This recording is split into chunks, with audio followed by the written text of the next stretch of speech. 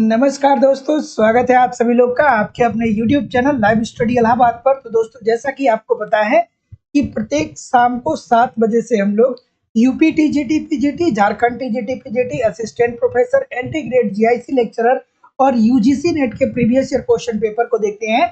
और इस सेशन में दोस्तों हम लोग ऐसे प्रश्नों का भी समावेश करते हैं जो प्रश्न इन परीक्षाओं के दृष्टिकोण से महत्वपूर्ण है। वही इकोनॉमिक्स की जो हमारी दूसरी क्लास चलती है दोस्तों, वो लाइव स्टडी इलाहाबाद के मोबाइल एप्लीकेशन पे होता है। यहाँ पे हम लोग इकोनॉमिक्स के कंप्लीट कॉन्सेप्ट को पढ़ते हैं, अर्थात थियरी की क्लास होती है। और आपको पता है, जब तक आपके इकोनॉमिक्स के कॉन्सेप्ट क्लियर नहीं है तब तक दोस्तों ऑब्जेक्टिव क्वेश्चन को सॉल्व करने में बहुत सारी कठिनाइयों का सामना करना पड़ता है। तो आपकी इसी रिक्वायरमेंट को ध्यान में रखते हुए लाइव स्टडी इलाहाबाद के मोबाइल एप्लीकेशन पे A to Z इकोनॉमिक्स के सारे कॉन्सेप्ट मेरे द्वारा ही पढ़ाए जा रहे हैं। साथ ही साथ दोस्तों यहाँ पे आपको इकोनॉमिक्स के कंप्लीट नोट्स दिए जा रहे हैं आपके सिलेबस के अनुसार, ताकि आप बार बार क्या कर सके, रिवीजन करें। और नोट्स के साथ सबसे बड़ी समस्या ये होती है इकोनॉमिक्स के कि या तो नोट्स मिलते नहीं है, मिल भी जाते हैं तो इतने कॉम्प्लिकेटेड होते हैं कि समझ में नहीं आता है पढ़ना क्या है छोड़ना क्या है। इसके अतिरिक्त दोस्तों यहाँ पे बहुत सारे टेस्ट सीरीज आपको दिए जा रहे हैं। आप टेस्ट सीरीज अटेम्प्ट करिए, देखिए कि आपकी तैयारी कैसे चल रही है और आपके एग्जाम में किस प्रकार के प्रश्न पूछे जाते हैं। साथ ही साथ प्रीवियस ईयर के क्वेश्चन पेपर और करंट भी आपका कवर करा दिया जाएगा। और सबसे बड़ी बात है दोस्तों कि वैलिडिटी ऑफ कोर्स आपकी लाइफ टाइम की है। इनमें से एक बार एडमिशन लेते हैं तो आगामी जितने भी परीक्षाएं हैं, assistant professor, LT grade, GIC lecturer, हमेशा आप हमारे साथ बने रहेंगे और हर कंटेंट को प्रोवाइड कराना हमारी जिम्मेदारी होगी। तो दोस्तों, यूपी टीजीटी पीजीटी के लिए अलग बैच चल रहा है और झारखंड टीजीटी पीजीटी के लिए अलग बैच चल रहा है। एडमिशन ओपन है। एडमिशन की फीस जो है वो केवल और केवल 2000 रुपया दोस्तों। तो 2000 रुपया आपको इस नंबर पे पेमेंट करना पड़ेगा, 9415 863 873। गूगल पे, फोन पे या पेटीएम के माध्यम से आप पेमेंट करेंगे और इसका स्क्रीनशॉट आपको इसी व्हाट्सएप नंबर पे सेंड करना होगा। दोस्तों, कोई भी इंक्वायरी होगी तो इस नंबर पे आप मुझे कॉल कर सकते हैं या व्हाट्सएप मैसेज कर सकते हैं। डिस्क्रिप्शन बॉक्स में एप्लीकेशन का लिंक है, एप्लीकेशन को डाउनलोड कर सकते हैं। जैसा कि मैं बताया आपको कि झारखंड टीजीटी पीजीटी का बिल्कुल न्यू बैच स्टार्ट हो गया है दोस्तों। यहाँ पे आपको सारे कॉन्सेप्ट पढ़ाए जाएंगे, notes, test series, previous year paper और झारखंड स्पेशल भी कवर कराया जाएगा। तो जो आपकी फीस है दोस्तों, आप इस फीस को इस नंबर पे पेमेंट करके एडमिशन प्राप्त कर सकते हैं। इसके अतिरिक्त केवल अगर जो आपको इकोनॉमिक्स का नोट चाहिए तो आपको दोस्तों केवल इकोनॉमिक्स का नोट्स भी लाइफ टाइम की वैलिडिटी के साथ लाइव स्टडी इलाहाबाद के मोबाइल एप्लीकेशन पे सिंपल, सटीक और साधारण भाषा में मिल जाएगा। इसमें करंट के भी कंटेंट उपलब्ध होंगे। टेस्ट सीरीज तैयार कर दिया गया है, टेस्ट सीरीज दीजिए, देखिए कि आपकी तैयारी कैसी चल रही है, आपके एग्जाम में किस प्रकार के प्रश्न पूछे जाते हैं। यहाँ पे 10 टेस्ट पेपर आपको मिलते हैं। प्रत्येक टेस्ट में 125 क्वेश्चन होंगे और 1250 महत्वपूर्ण प्रश्नों की पीडीएफ भी प्राप्त होती है। लेकिन अगर जो दोस्तों आप कॉन्सेप्ट की क्लास ज्वाइन करते हैं तो आपको अलग से कोई भी नोट्स परचेज करने की जरूरत नहीं पड़ेगी, ना ही टेस्ट सीरीज, ना ही दोस्तों प्रीवियस ईयर क्वेश्चन पेपर, ना ही करंट। वहाँ पे सारी चीजें मेरे द्वारा दी जाएंगी। दोस्तों, जो लोग भी एडमिशन ले रहे हैं या जो लोग भी एडमिशन ले चुके हैं, बस मैं आपसे इतना ही कहूंगा कि देखिए, अब जो समय बचा है वो संतुलित बचा है। अगर जो आप एडमिशन ले रहे हैं तो एटलीस्ट कम से कम दोस्तों 1 घंटे जो है वो रोज कॉन्सेप्ट की क्लास एप्लीकेशन पे देखा करिए। साथ ही साथ में दोस्तों 40 से 50 मिनट आप रोज नोट्स को पढ़ा करिए। एक टेस्ट पेपर वहां पे आप प्रत्येक दिन रोज अटेम्प्ट करिए और एक प्रीवियस ईयर क्वेश्चन पेपर को रोज देखिए। मैं विश्वास से कह रहा हूँ दोस्तों कि इतना आप करते रहेंगे, यूट्यूब पे प्रैक्टिस करते रहेंगे, तो इससे बाहर दोस्तों बहुत कुछ आपको पढ़ने की जरूरत नहीं पड़ेगी। सारी चीजें मेरे द्वारा आपको कवर करा दी जाएंगी। कम समय में ज्यादा बेहतर तरीके से आप हमारे साथ आगे मूव कर सकते हैं। Good evening everybody. चलिए अब हम लोग मूव करेंगे अपने सेशन की तरफ। और आज के सेशन का पहला जो प्रश्न है दोस्तों वो है कि सीमांत उपयोगिता ह्रास नियम क्या बताता है भैया मुझे। चलिए, बिल्कुल ठीक है। गुड इवनिंग अफजल हसन जी, आशुतोष जी, सुनीता जी, अनुपम जी, सुरेंद्र जी, अमरेश जी, तस्नीम जी, सुमन जी, महेंद्र जी। चलिए, बिल्कुल ठीक है। ऑप्शन नंबर जैसा कि मैं देख पा रहा हूँ कि बी की तरफ बहुत सारे लोग जा रहे हैं। बिल्कुल ठीक है। तो देखिए, सीमांत उपयोगिता ह्रास नियम, पहला प्रश्न बनता है कि बताइए कि सीमांत उपयोगिता ह्रास नियम को हम किस और नाम से जानते हैं। तो आपको याद आना चाहिए दोस्तों, ये क्या है, ये गॉसेन का प्रथम नियम है। ठीक है, सीमांत उपयोगिता ह्रास नियम को गॉसेन के प्रथम नियम के रूप में जाना जाता है। और सीमांत उपयोगिता ह्रास नियम का मतलब कि किसने दिया भैया, ये दिया था गॉसेन साहब के द्वारा। ठीक है, तो ऑप्शन नंबर जैसा कि मैं देख पा रहा हूँ, क्या उत्तर आ रहा है? बिल्कुल ठीक है, बिल्कुल ठीक है। ऑप्शन नंबर बी के तरफ बहुत सारे लोग जा रहे हैं कि यह व्यक्त करता है कि मांग वक्र नीचे की ओर गिरता है, क्यों होता है। ठीक है, यह व्यक्त करता है कि मांग वक्र नीचे की ओर गिरता हुआ क्यों होता है। भैया बात यहाँ पे बिल्कुल ठीक हो जाएगा कि option number B this is the right answer हो जाएगा। ये व्यक्त करता है कि मांग वक्र नीचे की ओर गिरता हुआ क्यों होता है।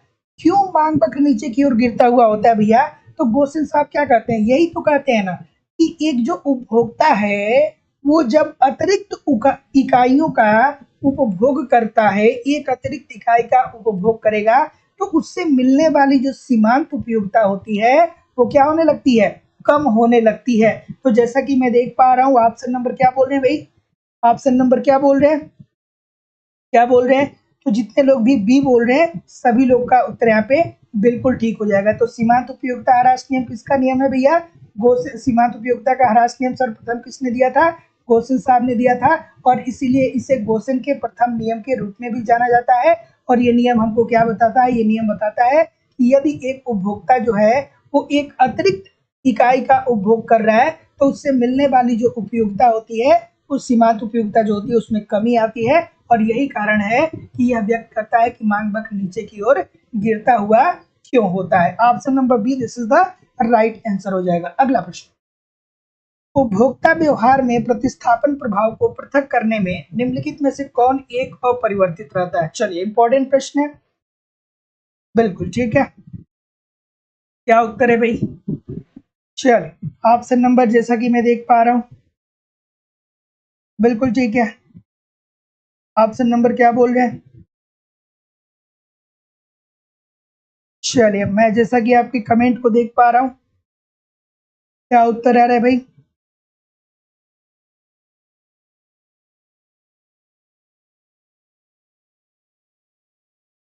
बिल्कुल, तो क्या बोल रहे हैं, सी बोल रहे हैं, कुछ लोग डी बोल रहे हैं, और कोई भाई। बहुत सारी गलतियां आ रही हैं, बहुत सारी गलतियां आ रही हैं। उपभोक्ता व्यवहार में प्रतिस्थापन प्रभाव की बात कर रहा है, थोड़ा सा ध्यान से देखिएगा भैया। प्रतिस्थापन प्रभाव की बात आ रही है कि उपभोक्ता व्यवहार में प्रतिस्थापन प्रभाव को पृथक करने में निम्नलिखित में से कौन एक अपरिवर्तित रहता है, मतलब किसमें परिवर्तन नहीं होता है, मतलब कौन स्थिर रहता है। ठीक है, ऑप्शन नंबर, बिल्कुल ठीक है, ऑप्शन नंबर सी सभी लोग बोल रहे हैं, मैक्सिमम लोग सी के तरफ जा रहे हैं, और कोई भाई। तो जितने लोग भी सी बोल रहे हैं सबका उत्तर दोस्तों यहाँ पे गलत है, और जितने लोग भी डी बोल रहे हैं सबका उत्तर गलत है। यहाँ पे दोस्तों वास्तविक आय की बात होती है, तो जितने लोग भी ए कर रहे हैं सभी लोग का उत्तर यहाँ पे दोस्तों बिल्कुल ठीक है कि उपभोक्ता व्यवहार में प्रतिस्थापन प्रभाव को पृथक करने में निम्नलिखित में से कौन एक अपरिवर्तित रहता है। तो ये जो होता है दोस्तों वास्तविक आय में कोई भी परिवर्तन नहीं होता है।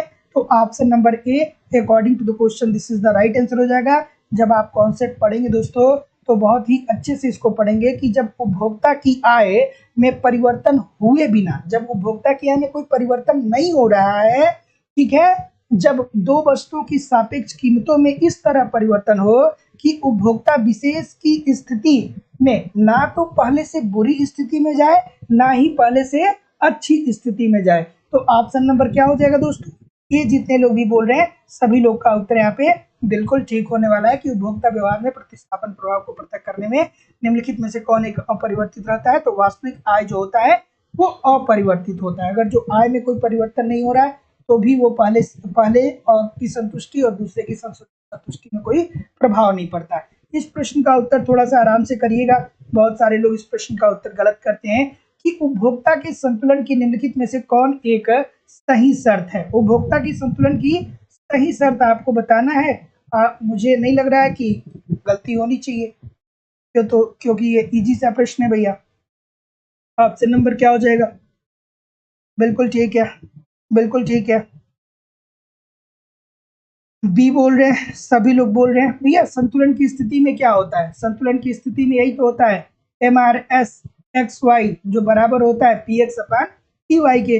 यहाँ पे केवल एक टर्म दिया है, कभी कभी दो टर्म दे देगा, कभी कभी तीन टर्म दे देगा।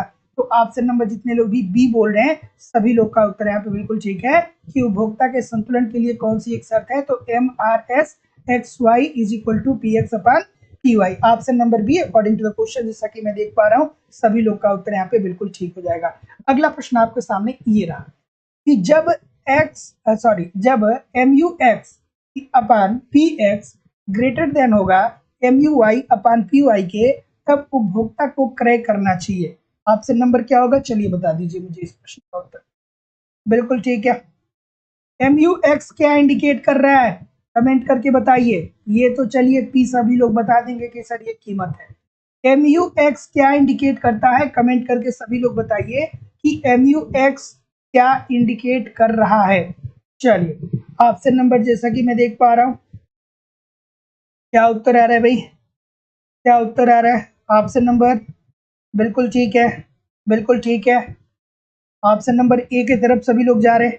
तो जितने लोग भी ए की तरफ जा रहे हैं सभी लोग का उत्तर बिल्कुल ठीक है कि अगर जो M U X upon P X greater than होगा M U Y upon P Y से, तब उपभोक्ता को क्रय करना चाहिए एक्स की अधिक मात्रा तथा वाई की कम मात्रा, क्योंकि एक्स इसमें क्या है दोस्तों कि ज्यादा का इंडिकेशन दे रहा है, तो हमको एक्स की अधिक मात्रा और वाई की कम मात्रा को करना चाहिए। ठीक है, marginal utility of goods X और वाई वाला क्या हो जाएगा, marginal utility of goods Y. बिल्कुल ठीक है। तो जितने लोग भी ऑप्शन नंबर क्या बोल रहे हैं, ए बोल रहे हैं, सभी लोग का उत्तर यहाँ पे बिल्कुल ठीक है। अगला प्रश्न है कि सीमांत उपयोगिता के विचार को विकसित किया। अब देखिए ये प्रश्न आ गया दोस्तों, अगेन विकसित करने की बात हो रही है, थोड़ा सा ध्यान से इस प्रश्न का उत्तर करिएगा। ऑप्शन नंबर क्या होगा भाई, इस सीमांत उपयोगिता के विचार को विकसित करने का श्रेय किसको जाता है? तो जैसा कि मैं देख पा रहा हूँ बिल्कुल ठीक है, क्या उत्तर आ रहा है भाई? ऑप्शन नंबर ठीक है, जी के तरफ कुछ लोग जा रहे हैं, मार्शल साहब की तरफ। और कोई भैया मार्शल के अलावा कोई और है? चलिए बिल्कुल, कुछ लोग ये भी बता रहे हैं इसमें।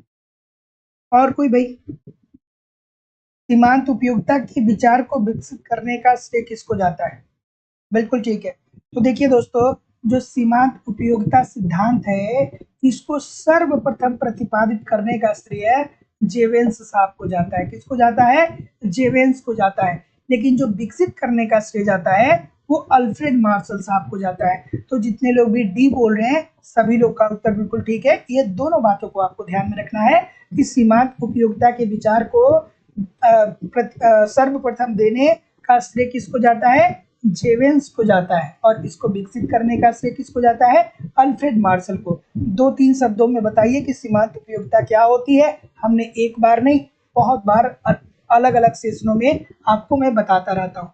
चलिए अगला प्रश्न आपके सामने ये रहा कि मान लें कि एक वस्तु का उत्पादन ऐसा उद्योग करता है जिसमें ह्रासमान लागत नियम लागू हो रहा है। अब आपको समझ में आना चाहिए कि अच्छा सर ये ह्रासमान लागत नियम क्या हो रहा है। अन्य बातों के समान रहते हुए वस्तु पर बिक्री कर का प्रभाव यह होगा कि, देखिए ध्यान से देखिए कि मान ले कि एक वस्तु का उत्पादन ऐसा उद्योग करता है जिसमें क्या हो रहा है, ह्रासमान लागत नियम लागू हो रहा है। अन्य बातें स्थिर है अर्थात समान है, तो वस्तु पर बिक्री कर का, वस्तु पे अगर जो बिक्री कर लगा दिया जाए तो इसका प्रभाव क्या पड़ेगा? ऑप्शन नंबर जैसा कि मैं देख पा रहा हूँ बिल्कुल ठीक है, बिल्कुल ठीक है। ऑप्शन नंबर बिक्री कर लग जाएगा तो क्या होगा भाई, छोटी सी बात है। बिल्कुल ठीक है, बिल्कुल। तो जितने लोग भी ए बोल रहे हैं जाहिर सी बात है भैया कि अगर जो बिक्री कर लगा दिया जाए ठीक है तो इसका प्रभाव यही तो पड़ेगा कि जो उपभोक्ता होगा इसकी कीमत में वृद्धि हो जाएगी, उस कर की मात्रा से क्या होगी, अधिक होगी। मतलब कीमत अधिक होगी किससे?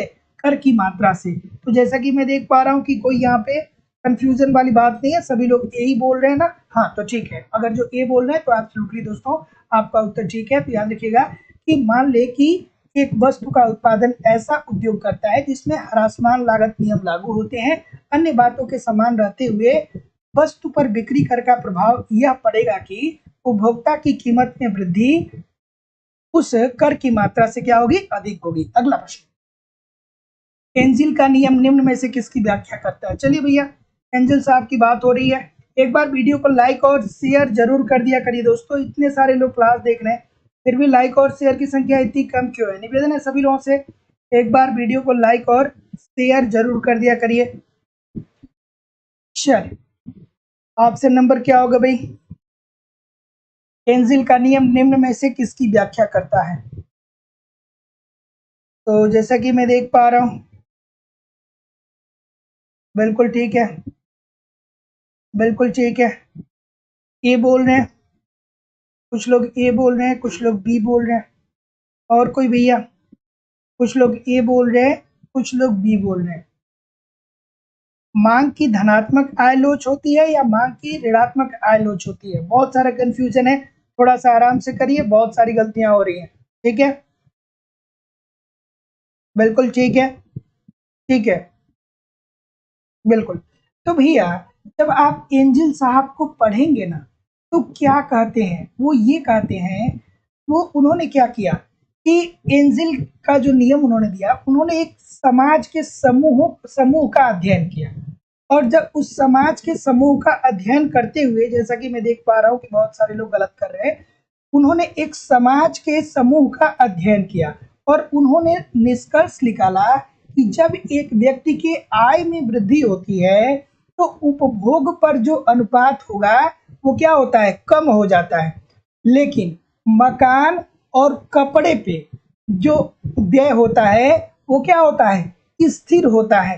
तो जितने लोग भी क्या बोल रहे हैं? ये बोल रहे हैं, सभी लोग का उत्तर यहाँ पे बिल्कुल ठीक है कि मांग की धनात्मक आय लोच की। एंजल साहब एक समाज का अध्ययन करते हुए बताते हैं कि जब एक व्यक्ति के आय में वृद्धि होता है तो आय में वृद्धि के अनुपात में उसके उपभोग पर व्यय में क्या आता है? भोजन, खास करके सॉरी, उपभोग व्यय में क्या आता है? कमी आता है, मतलब भोजन पर होने वाले व्यय में कमी आता है। लेकिन जो मकान होता है या जो कपड़ा होता है उस पर होने वाला व्यय जो होता है वो स्थिर होता है आय बढ़ने के बाद भी। और अन्य चीजें जो होती है, जैसे शिक्षा हो गया, जैसे स्वास्थ्य हो गया, जैसे मनोरंजन होता है, इस पर वो क्या करता है? ज्यादा व्यय करता है। ठीक है, तो शिक्षा, स्वास्थ्य, मनोरंजन पर बस जब ज्यादा व्यय कर रहा है भैया, तो मांग क्या हो जाएगी? धनात्मक आय लोच की। तो ऑप्शन नंबर क्या हो जाएगा? ये this is the right answer हो जाएगा। ठीक है, तो जितने लोग भी ए बोल रहे हैं सभी लोग का उत्तर यहाँ पे बिल्कुल ठीक हो जाएगा। अगला प्रश्न आपके सामने दोस्तों ये रहा कि तटस्थता वक्र मूल बिंदु की ओर उन्नतोत्तर होता है क्योंकि। चलिए, हाँ, देखिए क्या कहते हैं, पूरा कॉन्सेप्ट जब आप पढ़ेंगे तो ये यही कहते हैं कि जब आय बढ़ रही है ना, तो उससे उससे खास करके भोजन पर होने वाले व्यय में कमी आ रही है। भोजन पर व्यय होने वाले अनुपात में कमी आ रही है। लेकिन जो मकान है उस पर होने वाला व्यय जो है वो स्थिर है। लेकिन जो शिक्षा है, जो स्वास्थ्य है और जो मनोरंजन है, इस पर होने वाले व्यय में क्या हो रही है? वृद्धि हो रही है। ठीक है, तीन कंडीशनों को ये बताते हैं। तो अगला प्रश्न आपके सामने ये रहा कि तटस्थता वक्र मूल बिंदु की ओर उन्नतोत्तर होता है क्योंकि। क्यों होता है भैया? तो इजी सी बात है, सबको पता होना चाहिए कि वह वस्तु जिसका परिमाण उपभोक्ता के पास बढ़ रहा है अपेक्षाकृत वो क्या हो जाता है? कम महत्वपूर्ण हो जाता है। दो वस्तुओं के संयोग को लेते हैं, अगर जो ए वस्तुओं को आप बढ़ा रहे हैं तो दूसरी वस्तु से मिलने वाली उपयोगिता क्या होती है? कम होती है। यही तो हम लोग बार बार पढ़ते हैं। तो ऑप्शन नंबर क्या हो जाएगा? D, this is the right answer हो जाएगा। अगला प्रश्न, ठीक है, अगला प्रश्न है कि उपभोक्ता संतुलन में होगा जब। देखिए, एक तो होता है भैया उपभोक्ता का संतुलन, दूसरा होता है फर्म का संतुलन, सॉरी उद्योग का संतुलन। ठीक है, चलिए बताइए कि उपभोक्ता संतुलन में होता है जब। ऑप्शन नंबर क्या होगा? बिल्कुल ठीक है। चलिए, अफजल हसन जी, अनिल जी, रश्मि तिवारी जी, तस्नीम जी, विपिन नेगी जी, शिप्रा कुमारी जी, शोभा जी, IM जी, सुनीता जी, चंद्रजीत जी, सुरेंद्र सिंह जी। चलिए, बताइए इस प्रश्न का उत्तर। ऑप्शन नंबर जैसा कि मैं देख पा रहा हूँ, बिल्कुल ठीक है, बिल्कुल ठीक है, बिल्कुल ठीक है, ठीक है, बिल्कुल ठीक है। तो ऑप्शन नंबर क्या होगा भाई? डी होगा। तो जितने लोग भी डी की बात कर रहे हैं सभी लोग का उत्तर यहाँ पे बिल्कुल ठीक है कि उपभोक्ता संतुलन में कब होता है भैया? जब उसको क्या मिलती है कि वो अपने मैक्सिमम उपयोगिता को कवर कर ले। जब आपको सबसे ज्यादा संतुष्टि मिलेगी, सबसे ज्यादा अपनी उपयोगिताओं को आप कवर कर पाएंगे, तभी तो आप संतुलन की स्थिति में रहेंगे। तो दी हुई आय और कीमत पर उसको अधिकतम उपयोगिता प्राप्त होता है। इजी सी बात है। तो option number D according to the question this is the right answer हो जाएगा। तो एक उपभोक्ता तब संतुलन में होगा जब वो अपने उपयोगिता को अधिकतम कर पाएगा। मतलब छोटी सी बात है भैया, अगर जो आपके पास दिन का कितना दिन का अगर जो आप 500 रुपये कमाते हैं तो आपकी उपयोगिता क्या होगी कि आप क्या कर पाए कि आप आटे की व्यवस्था कर पाए, आप चावल की व्यवस्था कर पाए, आप दाल की व्यवस्था कर पाए। इसकी उपयोगिता आपके लिए क्या है? अधिकतम है। जब बहुत पैसा कमाने लगेंगे तब क्या होगा कि तब आपकी उपयोगिता अलग तरीके से निर्धारित होने लगेगी। अगला प्रश्न, चलिए कि गॉसिन का प्रथम नियम है, अभी हम लोगों ने देखा है गॉसिन का प्रथम नियम है। इजी सी बात है भैया, ठीक है।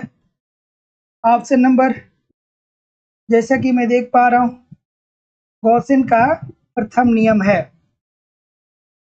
बिल्कुल ठीक है। एक ही तरफ बहुत सारे लोग जा रहे हैं। अभी हम लोगों ने देखा था, फिर गलत नहीं होना चाहिए था भाई। गोसेन का क्या है प्रथम नियम? यही तो है, ह्रासमान सीमांत उपयोगिता का नियम। क्या कहते हैं कि एक उपभोक्ता जब अतिरिक्त इकाइयों को बढ़ाता है तो इससे मिलने वाली सीमांत उपयोगिता में क्या आती है? कमी आने लगती है। तो जितने लोग भी ये बोल रहे हैं सभी लोग का उत्तर बिल्कुल ठीक हो जाएगा। अगला प्रश्न, बजट रेखा का ढाल निर्भर करता है। बजट रेखा का ढाल किस पे निर्भर करता है? सभी लोग कमेंट करके बताइए। बजट रेखा का ढाल किस पर निर्भर करता है? तो जैसा कि मैं देख पा रहा हूं, क्या उत्तर आ रहा है भाई? बजट रेखा का ढाल निर्भर करता है। ऑप्शन नंबर बिल्कुल ठीक है, बिल्कुल ठीक है, बिल्कुल ठीक है। तो बजट रेखा भैया जब हम लोग पढ़ते हैं तो क्या पढ़ते हैं? यही तो पढ़ते हैं ना कि उपभोक्ता की आय तथा दो वस्तुओं की कीमतों के दिए जाने पर बजट रेखा का प्रत्येक बिंदु दो वस्तुओं के ऐसे सहयोग को प्रकट करता है जिसे उपभोक्ता क्रय कर सकता है। तो क्या उत्तर हो जाएगा? इजी सी बात है। ऑप्शन नंबर बी जितने लोग भी कर रहे हैं सभी लोग का उत्तर यहाँ पे बिल्कुल ठीक हो जाएगा, वस्तुओं की कीमत पर। तो बजट रेखा का ढाल किस पर निर्भर करता है? वस्तुओं की कीमत पर निर्भर करता है। Option number B according to the question this is the right answer यहाँ पे हो जाएगा। अगला प्रश्न, जिन वस्तुओं का बाजार में कोई मूल्य नहीं होता है वे वस्तुएं कहलाती हैं। बढ़िया सा प्रश्न है, थोड़ा सा आराम से करिएगा कि ऐसी वस्तु जिसका बाजार में कोई मूल्य है ही नहीं उसे हम क्या बोलेंगे? अब आप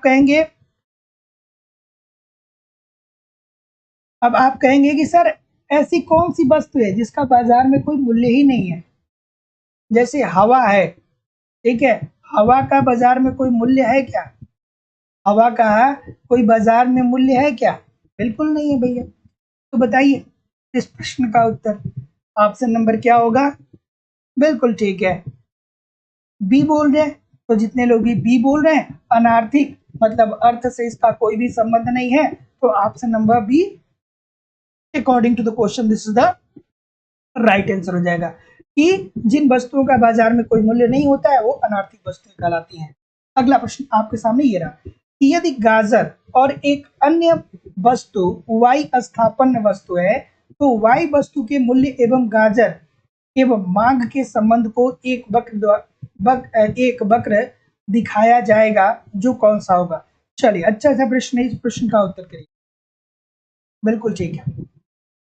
देखिए दोस्तों, मतलब आज एक लोगों ने बहुत ही रिलेवेंट प्रश्न पूछा और शायद मुझे ये जितने लोग भी तैयारी करते हैं सबका ये प्रश्न होगा। उन्होंने कहा कि सर, प्लान तो हम रोज बनाते हैं कि कल से पढ़ेंगे, इस तरीके से इतने घंटे पढ़ेंगे, लेकिन उस प्लान को हम एग्जीक्यूट नहीं कर पाते हैं। उस प्लान के अनुसार हम डेली की दिनचर्या क्या करते हैं, डेली की उस प्लान को हम डेली दिनचर्या में नहीं ला पाते हैं। तो सर इसके लिए क्या करना चाहिए? तो देखिए, छोटी सी बात है, बहुत बड़ी बात बता रहा हूँ दोस्तों, कि अगर जो आपको कार सीखना है ना, और आपके घर में कार है, और आप सोचेंगे कि यार चलो कल से कार चलाना सीखें, तो कल हो जाएगा, फिर आप नहीं सीख पाएंगे, फिर सोचेंगे चलो कल फिर से सीखेंगे। लेकिन कार चलाने के लिए अगर जो किसी को आपने एक बार पैसा दे दिया, मतलब आप ऐसे व्यक्ति के पास गए जिस जो कार चलाना सिखाता हो, तो एक बार जब आप उसको पैसा दे देंगे ना, तो फिर फंस जाएंगे। फिर वो आपको एक टाइम निर्धारित कर देगा कि भैया आपको इस टाइम आना है, आपका टर्म ये है, आपको इस समय कार चलाना सीखना है। तो वैसे ही दोस्तों एजुकेशन भी है। जैसे मान लीजिए कि आप जो निर्धारण कर रहे हैं, उसके अनुसार पे अब आप स्टिक नहीं है, अपने प्लान को एग्जीक्यूट नहीं कर पा रहे हैं, तो ऐसी स्थिति में मैं बोलता हूँ कि दोस्तों देखिए, कॉन्सेप्ट की क्लास ज्वाइन करिए। बहुत सारे लोग को लगता है कि सर अपने प्रॉफिट के लिए बोल रहे हैं। देखिए, कॉन्सेप्ट की क्लास जितने लोगों ने भी ज्वाइन किया है या जो लोग भी ज्वाइन करने वाले हैं, एटलीस्ट एक बार अगर जो आप फीस जमा कर देते हैं ना, तो फिर जब आप 2,000 रुपये पेमेंट कर देंगे ना, तो फिर ऑटोमेटिक आप बच ही नहीं सकते हैं। वहाँ पे आप जाएंगे, कॉन्सेप्ट पढ़ेंगे, वहाँ पे आप जाएंगे तो वहाँ पे आपको इकोनॉमिक्स की नोट्स मिलेगी, पढ़ना ही पढ़ना है। फिर आपको लगेगा कि अच्छा सर ने वहाँ पे टेस्ट सीरीज डाला है, टेस्ट सीरीज ये भी अटेम्प्ट करके देखते हैं कि एग्जाम में किस प्रकार के प्रश्न आते हैं, तो आप टेस्ट सीरीज देंगे, आप वहाँ पे प्रीवियस ईयर को पढ़ेंगे, तो फिर आप प्लान को एग्जीक्यूट कर पाएंगे। अदरवाइज अगर जो केवल हवा में प्लान बनाएंगे, ठीक है, सोचेंगे कल से करेंगे कल से करेंगे, तो फिर वो कभी नहीं हो पाएगा। तो सबसे पहले अगर जो किसी प्लान पे आप स्टिक नहीं हो पा रहे हैं, तो उसके लिए क्या करिए, कुछ ना कुछ आप ऐसा काम करिए कि एक प्रतिबद्धता आ जाए आपके अंदर। ठीक है, अपने आप को फंसा लीजिए किसी न किसी तरीके से, बिल्कुल एग्जीक्यूट हो पाएगा। चलिए मूव करते हैं।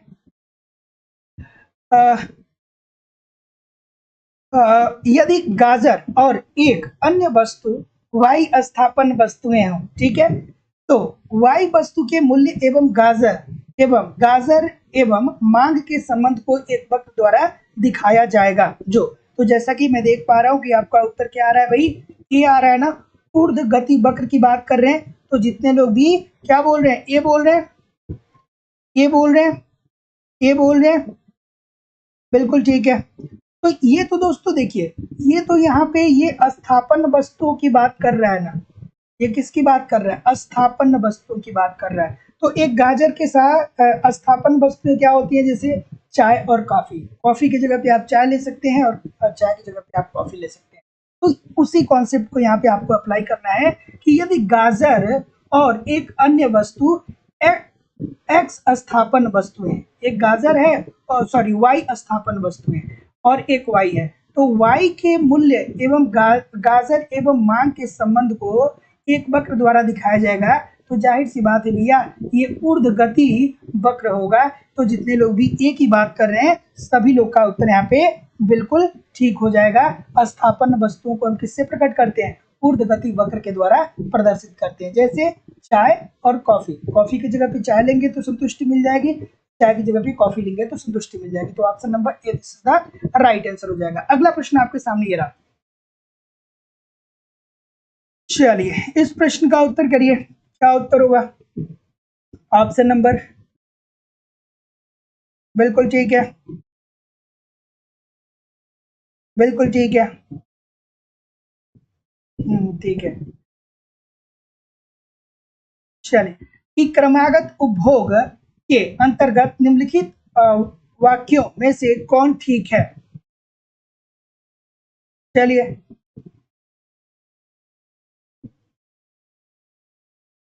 ठीक है, चलिए तो जैसा कि मैं देख पा रहा हूँ, ऑप्शन नंबर क्या होगा, बी की तरफ जा रहे हैं बहुत सारे लोग, बहुत सारे लोग बी की तरफ जा रहे हैं। और कोई भाई, बी के अलावा और कोई, बहुत सारी गलतियां हो रही हैं, बहुत सारी गलतियां हो रही हैं। बिल्कुल ठीक है। तो जितने लोग भी बी के अलावा बोल रहे हैं सभी लोग गलत हैं, और जितने लोग भी बी बोल रहे हैं सभी लोग का उत्तर यहाँ पे बिल्कुल ठीक है कि क्रमागत उपभोग के अंतर्गत निम्नलिखित वाक्यों में से कौन सा ठीक है। तो सीमांत उपयोगिता क्या होती है दोस्तों, घटती है। और बार बार हम लोग यही तो पढ़ते हैं, यही कॉन्सेप्ट तो पढ़ते हैं कि कोई उपभोक्ता किसी वस्तु की इकाइयों को जैसे जैसे बढ़ाता है वैसे वैसे उससे मिलने वाली सीमांत उपयोगिता में क्या होती है, कमी आने लगती है। तो option number B according to the question this is the right answer हो जाएगा। अगला प्रश्न, निम्नलिखित में से कौन सी संयुक्त मांग है। ध्यान से देखिएगा, संयुक्त मांग की बात कर रहा है, संयुक्त मांग की बात कर रहा है। संयुक्त मांग मतलब अन्य शब्दों में क्या बोला जाएगा संयुक्त मांग को, कमेंट करके बताइए। बहुत बार हम लोगों ने बहुत बार बताया है, अस्थापन्न वस्तुएं, पूरक वस्तुएं, पूर्ण अस्थापन्न वस्तुएं, स्वतंत्र वस्तुएं, 4 प्रकार की होती है ना, उसमें से संयुक्त मांग कहाँ से क्या है, चलिए बताइए क्या उत्तर हो जाएगा। जैसा कि मैं देख पा रहा हूं आपका उत्तर ऑप्शन नंबर क्या बोल रहे हैं भैया, सी बोल रहे हैं सभी लोग। बिल्कुल ठीक है, एब्सोल्युटली ठीक है। भैया देखिए बहुत सारे लोग ए की तरफ जा रहे हैं, ये संयुक्त वस्तु संयुक्त मांग की बात कर रहे हैं, अर्थात ये पूरक वस्तु की बात कर रहे हैं, पूरक वस्तु की बात ये कर रहे हैं। तो भैया आपके पास अगर जो टूथपेस्ट नहीं है और ब्रश नहीं है तो आप क्या कर पाएंगे कि ब्रश कैसे कर पाएंगे, ब्रश करने के लिए आपके पास टूथपेस्ट का होना जरूरी है। कार आपके पास है, पेट्रोल नहीं है, तो भैया कार कैसे चला पाएंगे, तो ये भी आपकी पूरक वस्तुएं होंगी। तो ये भी क्या हो रहा है, संयुक्त मांग ही हो रहा है। चाय और कॉफी ये क्या है, अस्थापन्न वस्तुएं, चाय की जगह पे कॉफी इस्तेमाल कर सकते हैं या कॉफी की जगह पे आप चाय इस्तेमाल कर सकते हैं। पेन और पेंसिल भी आपका अस्थापन्न हो गया, पेन की जगह पे पेंसिल या पेंसिल की जगह पे पेन। घी और तेल भी आपकी अस्थापन्न वस्तुएं ही हो जाएंगी। अगला प्रश्न आपके सामने ये रहा कि मार्शल के उपयोगिता नियम की एक प्रमुख मान्यता क्या है। ठीक है, चलिए चलिए इस प्रश्न का उत्तर करिए कि मार्शल के उपयोगिता नियम की एक प्रमुख मान्यता है, क्या मान्यता है भाई, ऑप्शन नंबर क्या हो जाएगा। कुछ लोग बोल रहे हैं कि सर नीम का दातुन ले लेंगे, तो भाई उनकी तो आपने आलोचना कर दी। ठीक है, आलोचनात्मक व्याख्या कर सकते हैं आप। चलिए बताइए इस प्रश्न का उत्तर कि मार्शल के उपयोगिता नियम की एक प्रमुख मान्यता क्या है। तो जैसा कि मैं देख पा रहा हूँ, क्या बोल रहे हैं भैया, सी बोल रहे हैं सभी लोग। इन्होंने क्या कहा था कि उपयोगिता को हम क्या कर सकते हैं, उपयोगिता को संख्यात्मक रूप से माप सकते हैं। तो मार्शल साहब ने कहा कि उपयोगिता का संख्यात्मक माप संभव है। और किसने कहा था कि उपयोगिता को नहीं मापा जा सकता है, कमेंट करके बताइए मुझे कि किसने कहा था कि उपयोगिता को मापा नहीं जा सकता है। लेकिन बाद में जब मार्शल साहब आते हैं तो कहते हैं कि नहीं भैया हम उपयोगिता को क्या कर सकते हैं, किस संख्या के रूप में माप सकते हैं। तो जितने लोग भी ऑप्शन नंबर क्या बोल रहे हैं, सी बोल रहे हैं, बिल्कुल ठीक बोल रहे हैं। अगला प्रश्न, ठीक है। चलिए अगला प्रश्न आपके सामने ये रहा, एक अर्थशास्त्री आप लोगों के अंदर भी है ठीक है, चलिए बताइए। चलिए इस प्रश्न का उत्तर करिए कि सीमांत उपयोगिता, हाँ, सीमांत उपयोगिता सिद्धांत से संबंधित अर्थशास्त्री हैं। बढ़िया सा प्रश्न है, बताइए इस प्रश्न का उत्तर। ठीक है, सीमांत उपयोगिता सिद्धांत से संबंधित अर्थशास्त्री हैं। तो जैसा कि मैं देख पा रहा हूँ, क्या बोल रहे हैं भैया, बिल्कुल ठीक है, हिग्स साहब ने कहा था कि नहीं मापा जा सकता है, बिल्कुल ठीक है। क्या उत्तर होगा, ऑप्शन नंबर डी की तरफ सभी लोग जा रहे हैं, और कोई भाई, तो जितने लोग भी डी बोल रहे हैं सभी लोग का उत्तर बिल्कुल ठीक है। सीमांत उपयोगिता का जो सिद्धांत है वो अल्फ्रेड मार्शल साहब से संबंधित है, जेबी क्लार्क साहब से संबंधित है, हिग्स से संबंधित है, ठीक है, वालरा से संबंधित है, और श्रीमती जॉन रॉबिन्सन से भी संबंधित है। तो जितने लोग भी डी बोल रहे हैं उपरोक्त सभी लोग का उत्तर बिल्कुल ठीक है। अगला प्रश्न आपके सामने दोस्तों ये रहा कि निम्नलिखित को निकालने के लिए नैतिक अथवा मूल्यगत निर्णय आवश्यक होते हैं। थोड़ा सा ध्यान दीजिएगा भैया, नैतिकता की बात हो रही है, नैतिकता की बात हो रही है, नैतिक अथवा मूल्यगत निर्णय की बात हो रही है। चलिए क्या होगा, क्या उत्तर होगा भाई, बिल्कुल ठीक है। ऑप्शन नंबर, जैसा कि मैं देख पा रहा हूँ, क्या बोल रहे हैं भाई? बिल्कुल ठीक है, बिल्कुल ठीक है, बिल्कुल ठीक है, बिल्कुल। तो जितने लोग भी डी बोल रहे हैं, आई डोंट थिंक सो कि कोई गलत करेगा। तो option number D, this is the right answer हो जाएगा, सामाजिक कल्याण फलन। ठीक है। तो नैतिकता की जहां पे बात आएगी दोस्तों, जाहिर सी बात है कि सामाजिक कल्याण की बात आएगी। तो जितने लोग भी डी बोल रहे हैं कि निम्नलिखित को निकालने के लिए नैतिक अथवा मूल्यगत निर्णय आवश्यक होते हैं, तो सामाजिक कल्याण फलन के द्वारा हम लोग निकालते हैं। तो ऑप्शन नंबर क्या हो जाएगा? D, this is the right answer हो जाएगा। अगला प्रश्न आपके सामने ये रहा, ब्रेक इवन बिंदु क्या है? बिल्कुल ठीक है, ठीक है, चलिए भाई ठीक है, कृपया करके क्लास पे ध्यान दीजिए। ठीक है, कृपया करके क्लास पे ध्यान दीजिए, छोड़िए इधर उधर की बातें। नौकरी मिल जाएगा, सब सुधर जाएगा, सब कुछ ठीक हो जाएगा। ठीक है, ऑप्शन नंबर क्या आ रहा है भाई? सी आ रहा है, ब्रेक इवन पॉइंट। इसको और क्या किस नाम से जानते हैं? सम स्थित बिंदु के नाम से जानते हैं, सम स्थित बिंदु के नाम से जानते हैं। तो जितने लोग भी सी की बात कर रहे हैं, एब्सोल्युटली आप ठीक बोल रहे हैं भैया कि ब्रेक इवन बिंदु जो होता है, इसका आशय क्या है? इसका आशय क्या होता है? इसका आशय बस इतना सा होता है कि वह स्थिति जब फर्म को न लाभ हो रहा है और न हानि हो रहा है। ठीक है, तो ऑप्शन नंबर क्या हो जाएगा? C, according to the question this is the right answer हो जाएगा। ब्रेक इवन बिंदु ऐसा बिंदु होता है जहां पे एक फर्म जो होता है वो केवल अपनी परिवर्तनशील लागत को ही क्या कर पाती है? पूरा कर पाती है। अर्थात वही तो होता है ना कि जहाँ पे ना फर्म को लाभ होता है ना ही हानि होता है। ऑप्शन नंबर क्या हो जाएगा? C, this is the right answer हो जाएगा। अगला, उत्पादन में किसी देश को पूर्ण विशिष्टीकरण निम्न स्थितियों में प्राप्त हो सकता है। बिल्कुल ठीक है। हाँ, उत्पादन बंद होने का बिंदु भी बोलते हैं। एब्सोल्युटली आपकी बात ठीक है। चलिए, उत्पादन में किसी देश को पूर्ण विशिष्टीकरण निम्न स्थितियों में प्राप्त हो सकता है। किस स्थिति में प्राप्त होता है भैया? ऑप्शन नंबर क्या होगा? तो जैसा कि मैं देख पा रहा हूँ, क्या उत्तर आ रहा है भाई? बिल्कुल ठीक है,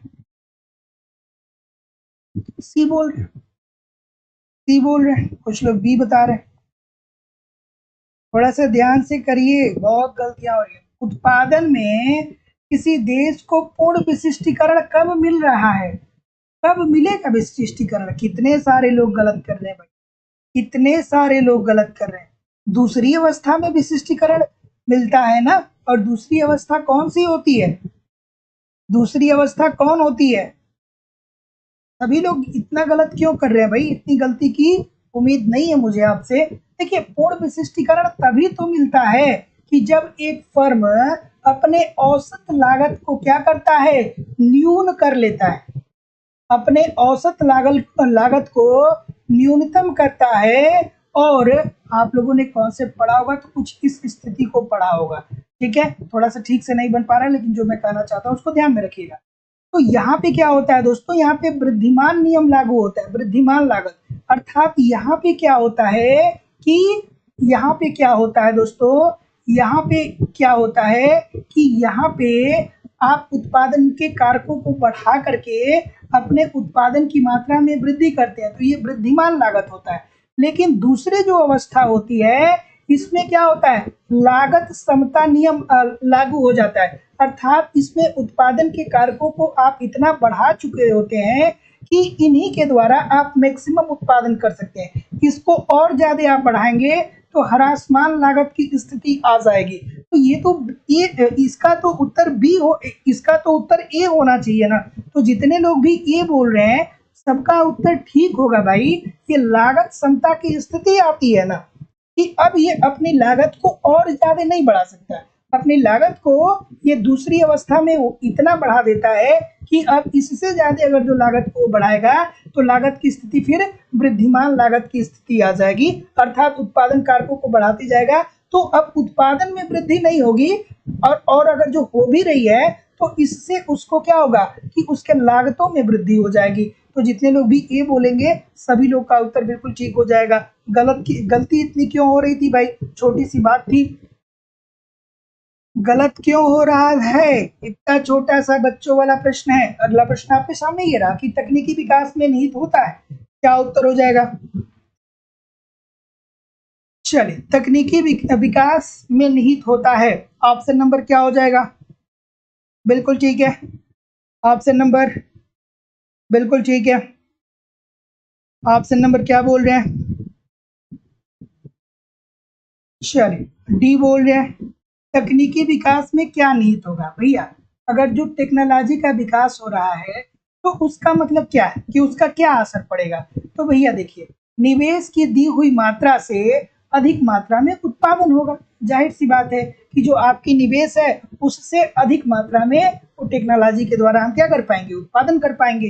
राष्ट्र के उत्पादन साधनों की उत्पादकता में वृद्धि होगी। जाहिर सी बात है भैया, तकनीकी विकास होगा तो कम निवेश द्वारा दी हुई उत्पादन मात्रा की प्राप्ति की जा सकती है। बिल्कुल ठीक है, कम निवेश के द्वारा भी हम उत्पादन को कर सकते हैं। तो option number D this is the right answer हो जाएगा। अगला प्रश्न है कि परिवर्तनशील अनुपात का नियम उत्पादन की 3 अवस्थाओं की चर्चा करता है। उत्पादन के प्रथम चरण में क्या होता है। चलिए इस प्रश्न का उत्तर करिए। बिल्कुल ठीक है,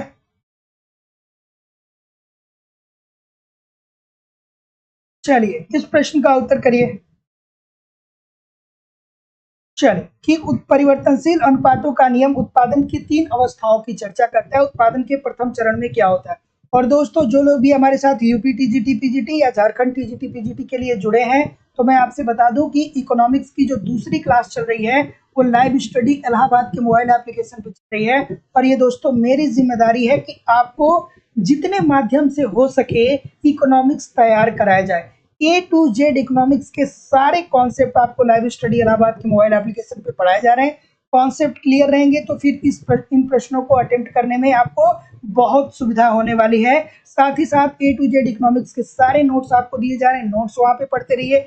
बहुत सारे टेस्ट सीरीज मिल रहे हैं, टेस्ट सीरीज दीजिए, रोज देखिए आपकी तैयारी कैसी चल रही है, आपके एग्जाम में किस प्रकार के प्रश्न पूछे जाते हैं। प्रीवियस ईयर के क्वेश्चन पेपर भी आपको प्रोवाइड किए जा रहे हैं। रोज एक प्रीवियस ईयर के क्वेश्चन पेपर को देखिए, क्वेश्चन को पेपर को देखिए, और आपका करंट भी कवर करा दिया जाएगा। झारखंड टीजीटी पीजीटी का अलग बैच है, यूपी टीजीटी पीजीटी का अलग बैच है। दोस्तों अगर जो ईमानदारी से आप एप्लीकेशन पे काम कर रहे हैं, जितनी चीजें मेरे द्वारा दी जा रही है उसको ठीक तरीके से पढ़ रहे हैं, यूट्यूब पे प्रैक्टिस कर रहे हैं, कहीं भी इधर उधर से कुछ कलेक्ट करने की जरूरत नहीं पड़ेगी। एडमिशन ओपन है, एडमिशन की फीस 2000 रुपये है। 2000 रुपये आपको इस नंबर पे पेमेंट करना होगा, गूगल पे, फोन पे या पेटीएम के माध्यम से, और इसका स्क्रीनशॉट आपको इसी व्हाट्सएप नंबर पे सेंड करना पड़ेगा। कोई भी इंक्वायरी होगी तो इस नंबर पे आप कॉल या व्हाट्सएप मैसेज मुझे कर सकते हैं, ठीक है। अगला प्रश्न कि परिवर्तनशील अनुपातों का नियम उत्पादन की 3 अवस्थाओं की चर्चा करता है। उत्पादन के प्रथम चरण में क्या होता है भैया, तो जैसा कि मैं देख पा रहा हूं कि आपका उत्तर क्या आ रहा है,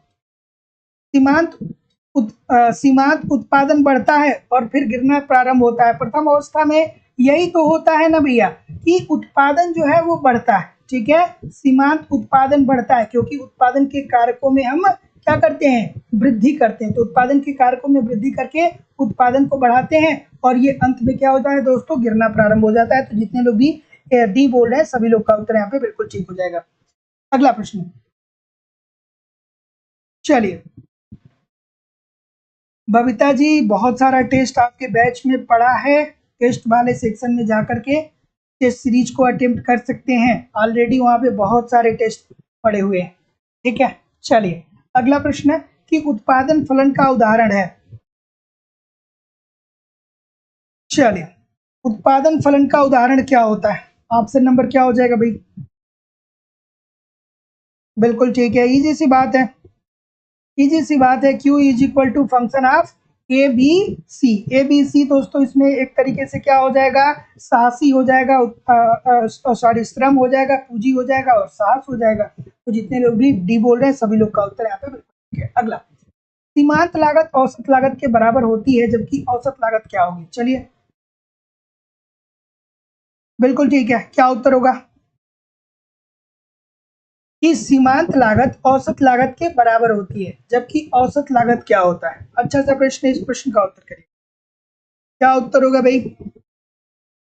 जैसा कि मैं देख पा रहा हूं, सीमांत लागत औसत लागत के बराबर है, जबकि औसत लागत की स्थिति कैसी होगी? सीधी सी बात है भाई, न्यूनतम ही होता है ना। तो ऑप्शन नंबर ए करिए। तो जितने लोग भी ए बोलेंगे बिल्कुल ठीक बोलेंगे भैया। बहुत बार इस प्रश्न को हम लोगों ने किया है कि सीमांत लागत औसत लागत के अगर जो बराबर है तो ऐसी स्थिति में औसत लागत क्या होता है? न्यूनतम होता है। छोटी सी बात थी। अगला, औसत लागत सिद्धांत से तात्पर्य है। औसत लागत सिद्धांत से तात्पर्य क्या है? चलिए बताइए। ऑप्शन नंबर बिल्कुल ठीक है, औसत लागत सिद्धांत। औसत लागत सिद्धांत, ऑप्शन नंबर क्या होगा भाई? ठीक है, तो जैसा कि मैं देख पा रहा हूं, एक तो होता है दोस्तों औसत लागत पे उत्पादन। ठीक है, उसमें क्या होता है? उसमें क्या होता है? यही तो होता है ना कि एक जो फर्म होती है, अगर जो किसी वस्तु का वो उत्पादन कर रही है, अगर जो किसी वस्तु का वो उत्पादन कर रही है, तो ऐसी स्थिति में मान लीजिए कि मार्केट में वो वस्तु नहीं बिक रही है, तो उसी वो फर्म जो है उसी टेक्नोलॉजी के द्वारा कुछ और उत्पादन करने लगेगा। जैसे जब लॉकडाउन लगा तो बहुत सारे कपड़े की फैक्ट्रियों ने क्या करना शुरू कर दिया? मास्क बनाना शुरू कर दिया, क्योंकि जींस शर्ट तो मार्केट में बिकते नहीं थे, तो ऐसी स्थिति में उन्होंने मास्क बनाना शुरू कर दिया। ठीक है, उसी से कोरिलेट करिए इसको भी कि औसत लागत सिद्धांत से तात्पर्य क्या है? औसत लागत सिद्धांत से तात्पर्य क्या है? एक वस्तु का उत्पादन प्राप्त करने के लिए अन्य वस्तुओं का हम क्या कर देते हैं? त्याग कर देते हैं। तो जितने लोग भी ऑप्शन नंबर क्या बोल रहे हैं, ए बोल रहे हैं, सभी लोग का उत्तर यहाँ पे बिल्कुल ठीक है। और औसत लागत के अंतर्गत दोस्तों स्पष्ट लागतें प्लस अस्पष्ट लागतें दोनों शामिल होती है। इस बात को भी मैंने कई बार बताया। तो औसत लागत सिद्धांत से तात्पर्य है एक वस्तु का उत्पादन प्राप्त करने के लिए अन्य वस्तु का त्याग। अगला प्रश्न, औसत स्थिर लागत को प्राप्त किया जा सकता है। चलिए भाई, औसत स्थिर लागत को कैसे प्राप्त किया जा सकता है? और दोस्तों जितने लोग भी अभी तक चैनल को सब्सक्राइब नहीं किए हैं, चैनल को जरूर सब्सक्राइब कर लीजिए और बेल आइकन को जरूर क्लिक कर लीजिए। प्रत्येक शाम को 7 बजे से आपकी क्लास प्रतिदिन होती है। ठीक है, ईमानदारी से प्रैक्टिस करते रहेंगे तो सारी चीजें इजी हो जाएंगी। क्या उत्तर होगा भाई? ऑप्शन नंबर जैसा कि मैं देख पा रहा हूँ, क्या बोल रहे हैं? डी बोल रहे हैं, डी के अलावा और कोई? ठीक है,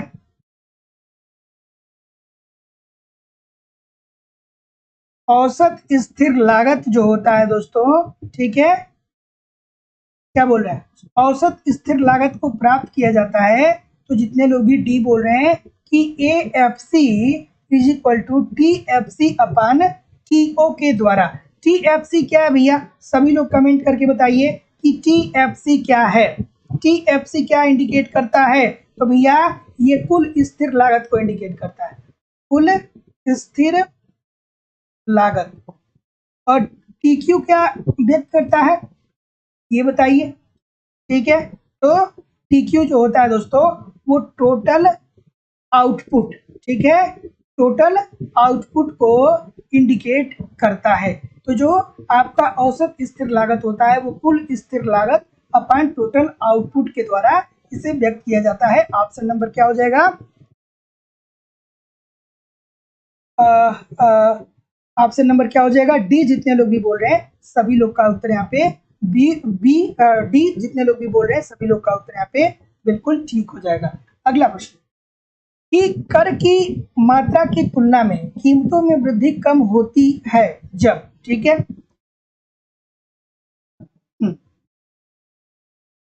कर की मात्रा की तुलना में कीमतों में वृद्धि कम होती है जब। अच्छा सा प्रश्न है, थोड़ा आराम से करिए। ऑप्शन नंबर क्या होगा भाई? बिल्कुल ठीक है, कर की मात्रा की तुलना में कीमतों में वृद्धि कम होती है जब। कब कम होती है भैया? ऑप्शन नंबर जैसा कि मैं देख पा रहा हूँ, क्या बोल रहे हैं भैया? फर्म लागत वृद्धि नियम के अंतर्गत उत्पादन कर रही है। बात क्या ठीक है? ऑप्शन नंबर ए। तो जितने लोग भी ये बोल रहे हैं कि फर्म लागत वृद्धि नियम के अंतर्गत उत्पादन कर रही है, अर्थात किस अवस्था की बात कर रहा है? ये पहली अवस्था की बात कर रहा है। पहली अवस्था की बात कर रहा है कि नहीं कर रहा है? तीन अवस्थाओं में पहली अवस्था की ये बात कर रहा है कि कर की मात्रा की तुलना में कीमतों में वृद्धि कम होगी। कब होगी भैया?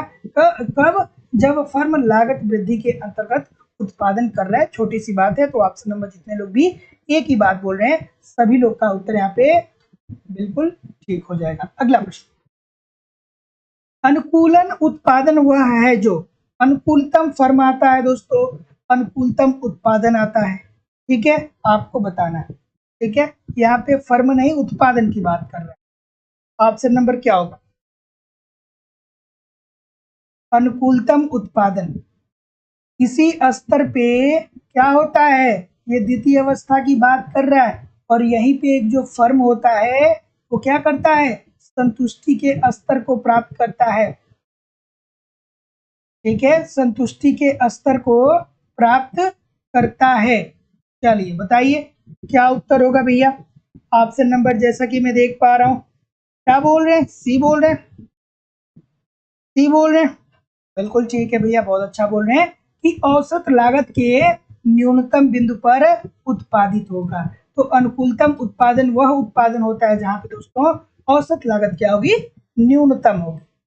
और यहीं पे क्या होता है? औसत लागत न्यूनतम होती है लेकिन उत्पादन का स्तर क्या होता है? अधिकतम होता है। और यहीं पे एक जो फर्म होता है वो संतुलन की स्थिति में व्याप्त होता है, संतुलन की स्थिति उसको प्राप्त होती है। तो option number C according to the question this is the right answer हो जाएगा। अगला, सकल लाभ इज इक्वल टू क्या होता है? सकल लाभ में हम किसको किसको शामिल करते हैं आपको बेसिकली बताना है। चल बताइए भाई, सकल लाभ में हम किसको किसको शामिल करेंगे? ऑप्शन नंबर क्या होगा? अच्छा, ये आगम क्या होता है? मुझे थोड़ा सा आप एक आसान भाषा में बताइएगा कि ये आगम का मतलब क्या होता है। बहुत सारे लोग बहुत परेशान होते हैं कि सर ये आगम नहीं समझ में आता है कि आगम क्या है, आगत क्या है और निर्गत क्या है। बहुत सारे लोग को समझ में नहीं आता है, बहुत परेशान रहते हैं। ठीक है, तो बताइए भाई क्या उत्तर होगा? ऑप्शन नंबर क्या होगा? सकल लाभ जो बराबर होगा ये कुल आगम, उसमें से हम माइनस कर देंगे कुल अस्पष्ट लागत को और कुल अस्पष्ट लागत को। तो जितने लोग भी सी बोल रहे हैं सभी लोग का उत्तर यहाँ पे बिल्कुल ठीक हो जाएगा। ऑप्शन नंबर क्या हो जाएगा? C, this is the right answer हो जाएगा। अगर जो दोस्तों आपको एकदम आसान भाषा में समझना हो कि आगम से मतलब क्या है, तो जब आप वस्तुओं का उत्पादन करते हैं तो उत्पादन प्रक्रिया में जो आपका खर्च होता है उसको हम निर्गत बोलते हैं। लेकिन जब आप उत्पादन करके बाजार में वस्तुओं को बेचते हैं और जब उससे आप आय प्राप्त करते हैं तो उसे हम आगत बोलते हैं। ठीक है, तो आज के बाद आगत निर्गत कभी कंफ्यूज नहीं होना है। निर्गत मतलब क्या है कि आप जब किसी वस्तु का उत्पादन कर रहे हैं तो उत्पादन करने के लिए आपको बहुत सारे खर्च करने पड़ते हैं। तो जो आप खर्च करते हैं उसे निर्गत कहा जाएगा। लेकिन जब आप उत्पादन करके वस्तु को मार्केट में बेचते हैं और उससे जो आप आय की प्राप्ति करते हैं उसे हम क्या बोलते हैं? आगम बोलते हैं। ठीक है, तो सकल लाभ के अंतर्गत हम क्या करेंगे? कुल आगम माइनस कुल अस्पष्ट लागत प्लस कुल अस्पष्ट लागत। Option number C, this is the right answer हो जाएगा। अगला प्रश्न कि अवसर लागत के पर्यायवाची हैं। ठीक है, अवसर लागत के पर्यायवाची हैं। अच्छा सा प्रश्न है, थोड़ा सा आराम से करिएगा। अवसर लागत के पर्यायवाची क्या है? बिल्कुल ठीक है, अवसर लागत को और हम क्या बोल सकते हैं भैया? बिल्कुल ठीक है, आगत निर्गत मॉडल किसने दिया था? कमेंट करके सभी लोग बताइए मुझे कि आगत निर्गत मॉडल किस अर्थशास्त्री के द्वारा दिया गया। कमेंट करके सभी लोग बताएंगे कि आगत निर्गत मॉडल किस अर्थशास्त्री के द्वारा दिया गया। सभी लोग कमेंट करके बताएंगे। ठीक है, तो अवसर लागत के पर्यायवाची क्या होते हैं भैया? तो जितने लोग भी ऑप्शन नंबर क्या बोल रहे हैं? बी बोल रहे हैं, एब्सोल्युटली ठीक बोल रहे हैं कि इसे हम वैकल्पिक लागत भी बोल सकते हैं, इसे हम हस्तांतरण आय भी बोल सकते हैं, और इसे दोस्तों हम हस्तांतरण मूल्य भी बोल सकते हैं। और अभी हमने दोस्तों कुछ क्वेश्चन पहले देखा कि अवसर लागत एक्चुअली होता क्या है। तो ऑप्शन नंबर क्या बोल रहे हैं, बी बोल रहे हैं, ठीक बोल रहे हैं। और जितने लोग भी आगत निर्गत की बात कर रहे हैं कि आगत निर्गत मॉडल लियोनतीफ साहब ने दिया था, एब्सोल्युटली आप ठीक बोल रहे हैं, है ना। चलिए अगला प्रश्न कि आर्थिक जगत को वैकल्पिक रूप में इस तरह अभिव्यक्त किया जा सकता है। थोड़ा आराम से करिएगा, बढ़िया सा प्रश्न है। और जितने लोग भी अभी तक चैनल को सब्सक्राइब नहीं किए, कृपया करके सब्सक्राइब कर लीजिए। और देखिए कितना लाइक कम है भाई, इतने सारे लोग क्लास देख रहे हैं, क्यों लाइक की संख्या इतनी कम है। निवेदन है सभी लोगों से कि एक बार वीडियो को लाइक और शेयर जरूर कर दिया करिए, क्योंकि क्लास आप लोगों के लिए ही तो हो रही है ना। देखिए 2 घंटे की क्लास रोज आपकी एटलीस्ट होती है, तो निवेदन है थोड़ा लाइक शेयर किया करिए, आपके सहयोग की मुझे भी थोड़ी सी जरूरत है। चलिए बताइए कि आर्थिक लागत को वैकल्पिक रूप में इस तरह अभिव्यक्त किया जा सकता है। कैसे अभिव्यक्त कर सकते हैं भाई, तो जितने लोग भी क्या बोल रहे हैं, बी बोल रहे हैं कि लेखांकन लागत प्लस निहितार्थ लागत। तो option number B according to the question this is the right answer हो जाएगा। और दोस्तों मैं बार बार बोलता हूँ कि आपको कॉन्सेप्ट पढ़ना बहुत जरूरी है। अगर जो कॉन्सेप्ट नहीं पढ़ेंगे तो ऐसे प्रश्नों को मैं 2-4 लाइन में डिस्क्राइब नहीं कर पाऊंगा, ठीक है, कोई नहीं कर पाएगा। तो आर्थिक लागत को वैकल्पिक रूप में इस तरह अभिव्यक्त किया जा सकता है। तो आर्थिक लागत को हम लेखांकन लागत प्लस निहितार्थ लागत के अंतर्गत सम्मिलित कर सकते हैं। तो option number B this is the right answer हो जाएगा। अगला प्रश्न आपके सामने ये रहा, ठीक है। इस प्रश्न का उत्तर करिए कि सीमांत लागत संबंधित नहीं है। सीमांत लागत किससे संबंधित नहीं है, आराम से इस प्रश्न का उत्तर करिए। सीमांत लागत संबंधित नहीं है, किससे संबंधित नहीं है। ऑप्शन नंबर जैसा कि मैं देख पा रहा हूं, क्या बोल रहे हैं भैया, बिल्कुल ठीक है, बी की तरफ बहुत सारे लोग जा रहे हैं। और कोई तो पढ़े होंगे कि सीमांत लागत जो होता है वो अवसर लागत से क्या होता है दोस्तों, क्या होता है। ऑप्शन नंबर क्या बोल रहे हैं, सी बोल रहे हैं, कुछ लोग बी बोल रहे हैं, ठीक है, ठीक है। सॉरी, जो सीमांत लागत होता है दोस्तों वो की कुल स्थिर लागत से क्या होता है, स्वतंत्र होता है। आप लोगों ने अगर जो कॉन्सेप्ट अच्छे से पढ़ा होगा तो आप जानते होंगे कि सीमांत लागत जो होता है वो कुल स्थिर लागत से कैसा होता है, स्वतंत्र होता है। तो option number B according to the question this is the right answer हो जाएगा, जैसे कि आप लोग बता भी रहे हैं, ठीक है। अगला प्रश्न, सीमांत लागत ज्ञात करने का सूत्र क्या है। चलिए सीमांत लागत को हम कैसे ज्ञात कर सकते हैं, चलिए भाई बताइए। बहुत बार किया गया है, और जब मैं एप्लीकेशन पे कॉन्सेप्ट पढ़ा रहा था दोस्तों तो इसको बहुत ही सविस्तार से बता था। जो लोग एडमिशन लेके पढ़ रहे हैं, मैं आपसे उम्मीद नहीं कर रहा हूँ कि आप इस प्रश्न को गलत करेंगे, ठीक है, बिल्कुल ठीक है। ऑप्शन नंबर क्या होगा, डी बोल रहे हैं, बिल्कुल ठीक है कि MCN जो होता है दोस्तों, इसमें से MCN जो होता है बराबर होता है TCN के माइनस TCN-1 के। तो ऑप्शन नंबर डी, मुझे नहीं लग रहा है कि लोग कोई गलत कर रहे हैं यहाँ पे, ठीक है। क्या बोल रहे हैं, डी बोल रहे हैं सभी लोग, डी ही बोल रहे हैं ना, डी बोल रहे हैं ना, हाँ तो ठीक है, डी बोल रहे हैं तो बिल्कुल ठीक है। अगला प्रश्न कि उत्पादन की कुल लागत किसके बराबर होती है। उत्पादन की जो कुल लागत होती है वो किसके बराबर होती है, चलिए कमेंट करके बताइए। उत्पादन की कुल लागत किसके बराबर होती है, चलिए ऑप्शन नंबर जैसा कि मैं देख पा रहा हूँ, कॉन्सेप्ट पढ़े होंगे तो TC इज इक्वल टू पढ़ेंगे TFC बराबर TFC प्लस TVC। कुछ याद आया, कुछ याद आया, बिल्कुल। तो जितने लोग भी क्या बोल रहे हैं ये बोल रहे हैं कि उत्पादन की कुल लागत जो होती है ये स्थिर लागत और परिवर्तनशील लागत का जोड़ होता है। सभी लोग का उत्तर यहाँ पे बिल्कुल ठीक है कि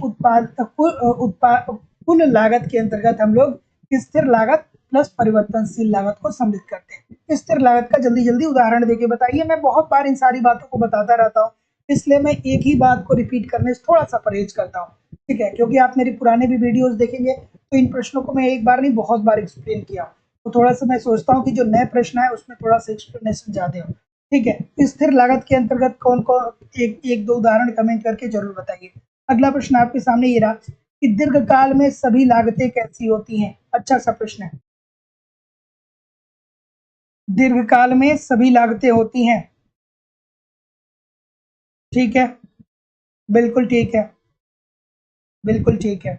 स्थिर लागत ऐसी लागतें होती हैं जो क्या होता है दोस्तों कि उत्पादन करने के पहले आपको उस पे खर्च वहन करना पड़ता है, मतलब आपको व्यय करना पड़ता है। जैसे आपको भूमि खरीदना पड़ेगा, ठीक है, भूमि खरीदेंगे तभी तो जाके कोई कोई उत्पादन करेंगे। फिर पहले भूमि पे व्यय करेंगे, उसके बाद आपको श्रमिकों को लाना पड़ेगा, फिर आप टेक्नोलॉजी लाएंगे, उसके बाद में आप उत्पादन करके मार्केट में बेचेंगे। बिल्कुल ठीक है। दीर्घकाल में सभी लागतें होती हैं, तो जैसा कि मैं देख पा रहा हूँ कुछ महानुभाव सी बता रहे हैं। क्यों सी बता रहे हैं भैया? ये दीर्घकाल में तो परिवर्तनशील होती है ना, क्योंकि दीर्घकाल में एक फर्म के पास इतना समय होता है कि वो अपनी आवश्यकताओं के अनुसार क्या कर सकता है कि फर्म के आकार प्रकार में परिवर्तन कर सकता है। बिल्कुल ठीक है भाई। दीर्घकाल की जहाँ पे भी बात होती है तो दीर्घकाल का मतलब ही होता है कि 20 साल से ज्यादा की बात होगी, और 20 साल से ज्यादा की बात होगी दोस्तों तो जो फर्में होती हैं वो अपने टेक्नोलॉजी को परिवर्तित कर सकती हैं, वो अपने मजदूरों को परिवर्तित कर सकती हैं, अपने भूमि का विस्तार वो कर सकती हैं, कार्य क्षेत्र में वृद्धि कर सकती हैं। जैसे पार्ले जी की जो टेक्नोलॉजी है, ठीक है, पहले थोड़ी सी अलग प्रकार की पैकिंग उनकी आती थी, थोड़ी सी अलग प्रकार की जो उनकी बिस्किट होती थी, लेकिन अब उन्होंने अपनी टेक्नोलॉजी को इम्प्रूव किया है और अब आपको थोड़ा सा अलग पैक देखने को मिल रहा है, ठीक है। तो option number B this is the right answer हो जाएगा। अगला प्रश्न कि निम्न में से कौन सा कथन सत्य है? कौन सा कथन सत्य है? बिल्कुल ठीक है। ऑप्शन नंबर क्या होगा?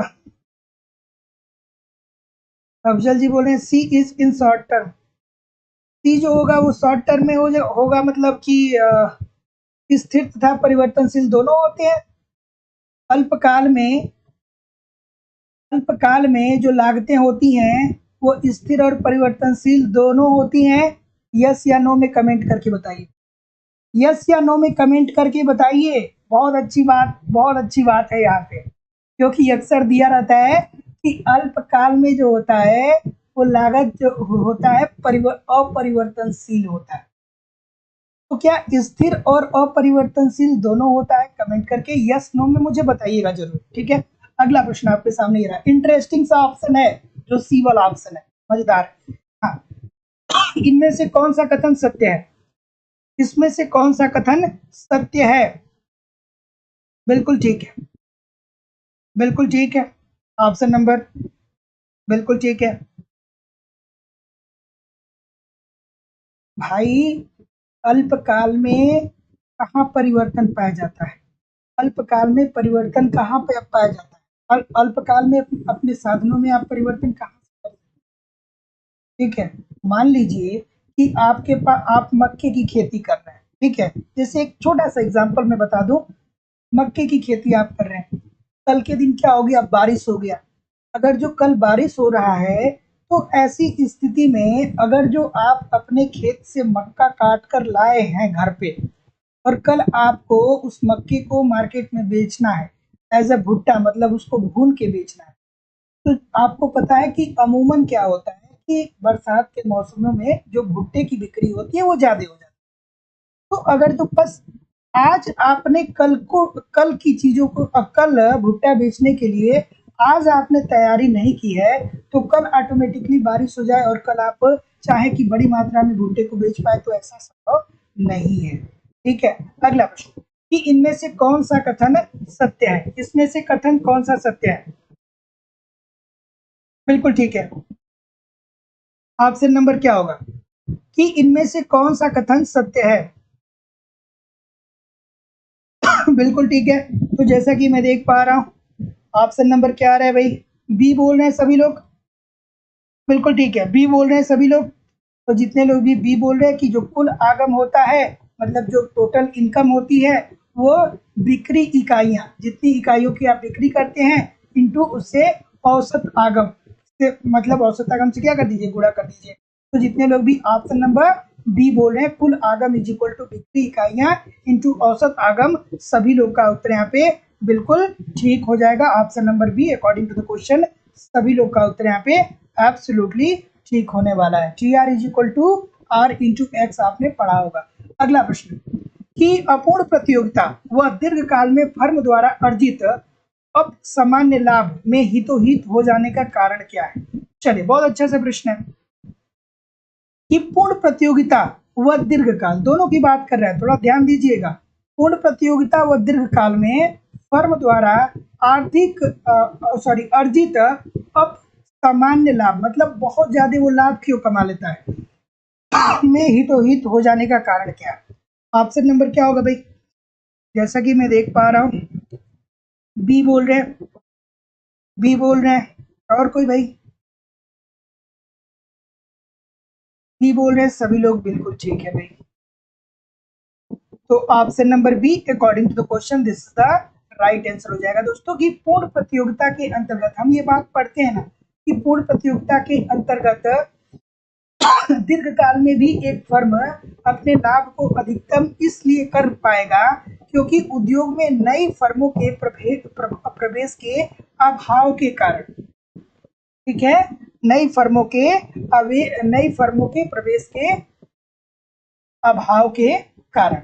अगर जो क्या हो रहा है कि दोस्तों उसका कोई प्रतिद्वंदी नहीं आ रहा है, उसका कोई उस प्रकार की वस्तुएं कोई और नहीं ला रहा है, तो जाहिर सी बात है दोस्तों कि वो लंबे समय तक अप्रत्याशित लाभ कमाता रहेगा। इसका सीधा सीधी उदाहरण पता है, जब पेप्सी की कंपनी आई थी, तो पेप्सी ने क्या किया था कि बहुत लंबे समय तक वो मार्केट में बना रहा, और फिर उसके बाद दोस्तों अन्य कोको कोला, उसके बाद क्या बोलते हैं कि माजा, फ्रूटी, ये सब मार्केट में आने लगे। तो ऑप्शन नंबर जितने लोग भी बी बोल रहे हैं सभी लोग का उत्तर आपको बिल्कुल ठीक हो जाएगा। अगला प्रश्न कि पूर्ण प्रतियोगिता श्रम बाजार की दशा में निम्नलिखित में से कौन सा सही है? बढ़िया सा प्रश्न बताइए कि पूर्ण प्रतियोगिता श्रम बाजार की दशा में निम्नलिखित में से कौन सा सही है? क्या उत्तर होगा भाई? अब याद आना चाहिए कि अच्छा सर, पूर्ण प्रतियोगिता के अंतर्गत सामान्य तौर पे आमतौर पे हम श्रमिकों के शोषण को नहीं देखते हैं। श्रम का शोषण नहीं होता है। क्यों नहीं होगा? श्रम का शोषण क्यों नहीं होगा? क्योंकि भैया सबको ज्ञान होता है, श्रमिक को ज्ञान होता है कि प्रचलित मजदूरी क्या है। प्रचलित मजदूरी क्या है? प्रचलित मजदूरी से कम मजदूरी आप इसको दे नहीं सकते हैं, और जब प्रचलित मजदूरी से कम मजदूरी आप इनको देंगे नहीं, तो जाहिर सी बात है कि मजदूरी दर बराबर होती है श्रम के सीमांत उत्पादन कीमत के। तो option number D this is the right answer हो जाएगा। तो पूर्ण प्रतियोगिता श्रम बाजार की दशा में निम्नलिखित में से कौन सा सही है? तो मजदूरी दर बराबर होती है श्रम के सीमांत उत्पादन कीमत से, क्योंकि पूर्ण प्रतियोगिता में दोस्तों क्या होता है कि सबको ज्ञान होता है। पूर्ण प्रतियोगिता का सबको ज्ञान होता है भैया अगर जो हमको काम करना है, श्रम देना है, तो उस श्रम की मजदूरी क्या है, और जब भैया ये सारी चीजें पता है तो हमें सीमांत उत्पादन कीमत के आधार पे ही हमको क्या मिलेगा? मजदूरी मिलेगा। इजी सी बात है। अगला प्रश्न कि पूर्ण प्रतियोगिता में फर्म का लाभ निर्भर करता है। मोस्ट इंपॉर्टेंट प्रश्न, पूर्ण प्रतियोगिता की बात हो रही है। पूर्ण प्रतियोगिता में फर्म का लाभ किस पे निर्भर करता है? थोड़ा सा वीडियो को लाइक शेयर किया करिए, निवेदन है सभी लोगों से कि वीडियो को लाइक और शेयर जरूर किया करिए। पूर्ण प्रतियोगिता में फर्म का लाभ किस पे निर्भर करता है? बिल्कुल ठीक है। तो भैया आपको पता होनी चाहिए कि फिर वही द्वितीय कंडीशन याद आना चाहिए। वहां पे क्या होता है कि फर्म की जो लागत होती है वो न्यूनतम होती है, मतलब जो फर्म की लागत होती है वो न्यूनतम होती है और उत्पादन वो अधिकतम करता है, ठीक है, और वो अपनी कीमतों को इस तरीके से निर्धारित करता है कि वहां पे उसे क्या मिले? मैक्सिमम कीमत मिले। तो ऐसी स्थिति में क्या होगा भैया? ऑप्शन नंबर बिल्कुल ठीक है। क्या बोल रहे हैं? बिल्कुल ठीक है, बिल्कुल ठीक है। कीमत ए औसत लागत पर आधिक्य के, बिल्कुल ठीक है। तो पहली अवस्था में हमारा औसत लागत, जैसे जैसे हम उत्पादन का स्तर बढ़ाएंगे औसत लागत में क्या होती चली जाती है दोस्तों, कमी आ जाती है। तो औसत लागत क्या होता है, फर्म का न्यूनतम होता है। तो और ये कीमत जितना इसका अधिकतम होगा उसी पे जो आधिक्य प्राप्त होता है उसी से लाभ को अधिकतम करता है। तो जितने लोग भी क्या बोल रहे हैं, ऑप्शन नंबर क्या बोल रहे हैं, सी बोल रहे हैं। सभी लोग का उत्तर यहाँ पे बिल्कुल ठीक हो जाएगा कि पूर्ण प्रतियोगिता में फर्म का लाभ निर्भर करेगा वस्तु की कीमत पर और उस वस्तु के बनाने में औसत लागत कितना आ रहा है, उनके बीच का जो मतलब उनके बीच का जो अंतर होगा उसी पे लाभ निर्भर करेगा। अगला, पूर्ण प्रतियोगिता तथा दीर्घकाल में एक फर्म के संतुलन में क्या होता है भाई, ठीक है। पूर्ण प्रतियोगिता तथा दीर्घकाल में एक फर्म के संतुलन में क्या होता है, चलिए बताइए। ऑप्शन नंबर, पूर्ण प्रतियोगिता और दीर्घकाल दोनों की बात कर ली तो अमूमन दोस्तों आपको ये बात पता होनी चाहिए कि पूर्ण प्रतियोगिता के अंतर्गत दीर्घकाल में हमेशा ही सामान्य लाभ प्राप्त किया जाता है। ठीक है, किसकी बात होती है, सामान्य लाभ की ही तो बात होती है ना दोस्तों। और जब सामान्य लाभ की बात होती है तो आप सभी लोग को पता है कि A R is equal to M R होता है। इट मीन्स जो औसत लागत होता है वो कीमत और जो सीमांत लागत होता है तथा सीमांत आय होता है, ये सीमांत लागत, ये सभी क्या होते हैं दोस्तों, आपस में बराबर होते हैं। तो option number D according to the question this is the right answer हो जाएगा दोस्तों। M R is equal to M C is equal to A R is equal to A C, ठीक है। ये दोस्तों रिस्पॉन्सिबल है, अलग अलग ब्रेक करके भी कभी कभी पूछता है, ठीक है। तो ऑप्शन नंबर क्या हो जाएगा, D this is the right answer हो जाएगा। पूर्ण प्रतियोगिता तथा दीर्घकाल में एक फर्म के संतुलन में औसत लागत, कीमत, सीमांत आय तथा सीमांत लागत ये सभी आपस में बराबर होते हैं। अर्थात ए आर बराबर होता है एमसी के, एमसी बराबर होता है ए आर के और ए आर बराबर होता है ए सी के। Option number D this is the right answer हो जाएगा। अगला, पूर्ण बाजार के अंतर्गत दीर्घकाल में किसी फर्म को संतुलन की दशा में मिलेगा, अच्छा सा प्रश्न है, थोड़ा आराम से करिए। क्या उत्तर होगा भाई, बिल्कुल ठीक है, बिल्कुल ठीक है। क्या उत्तर होगा ऑप्शन नंबर, जैसा कि मैं देख पा रहा हूँ, पूर्ण बाजार में, अर्थात फिर से पूर्ण बाजार मतलब पूर्ण प्रतियोगिता की ही बात करना। चलिए बताइए इस प्रश्न का उत्तर कि पूर्ण बाजार के अंतर्गत दीर्घकाल में किसी फर्म को संतुलन की दशा में मिलेगा। देखिए, जितना ध्यान आप अन्य जगहों पे लगाते हैं ना, उतना ध्यान आप अगर जो सही डायरेक्शन में लगा दीजिए तो वाकई में निश्चित रूप से सफलता मिल जाएगी, ठीक है। लेकिन गलत डायरेक्शन में ध्यान लगा देंगे तो फिर सफलता कहाँ मिल पाएगी। ये बस 2 4 10 दिन की बात है, इधर उधर की बातें बहुत कम दिनों की रहती है। उसके बाद एटलीस्ट अगर जो लाइफ में सफलता नहीं मिलती है ना तो फिर कोई किसी का होता नहीं है, कोई भी किसी का नहीं होता है। तो सही डायरेक्शन में बल लगाइए ताकि उसका कुछ परिणाम मिले। इधर उधर की बातें, दोस्ती यारी, ये सारी चीजें कुछ सालों तक चलेंगी, अच्छी लगेंगी, उसके बाद इसका कोई बहुत ज्यादा आउटपुट मिलेगा नहीं, है ना। तो सही दिशा में बल लगाइए ताकि कुछ प्राप्त हो। अगला प्रश्न आपके सामने ये रहा कि पूर्ण बाजार के अंतर्गत दीर्घकाल में किसी फर्म को संतुलन की दशा में मिलेगा। तो यहाँ तो सभी लोग ये बोल रहे हैं भैया, सभी लोग ये बोल रहे हैं, तो बहुत अच्छा बोल रहे हैं। तो जितने लोग भी सामान्य लाभ बोल रहे हैं सबका उत्तर ठीक है भैया। पूर्ण प्रतियोगिता के अंतर्गत दीर्घकाल में एक फर्म को हमेशा ही सामान्य लाभ मिलता है। क्यों मिलता है, क्योंकि पूर्ण प्रतियोगिता के अंतर्गत क्रेता और विक्रेता दोनों को बाजार का संपूर्ण ज्ञान होता है, ठीक है। उसमें कोई किसी को चीट नहीं कर सकता है और में बहुत सारी फर्में होती हैं। तो जो फर्म होती हैं वो कीमत को स्वीकार करने वाली होती है, न कि कीमत को निर्धारित करती है। तो कीमत का निर्धारण कौन करता है, उद्योग करता है, मांग व पूर्ति की शक्तियों के आधार पे। तो option number A this is the right answer हो जाएगा। अगला प्रश्न, बिल्कुल ठीक है। इस प्रश्न का उत्तर करिए कि पूर्ण प्रतिस्थापन के अंतर्गत बाजार कीमत को प्रभावित कर सकता है। क्या कर सकता है?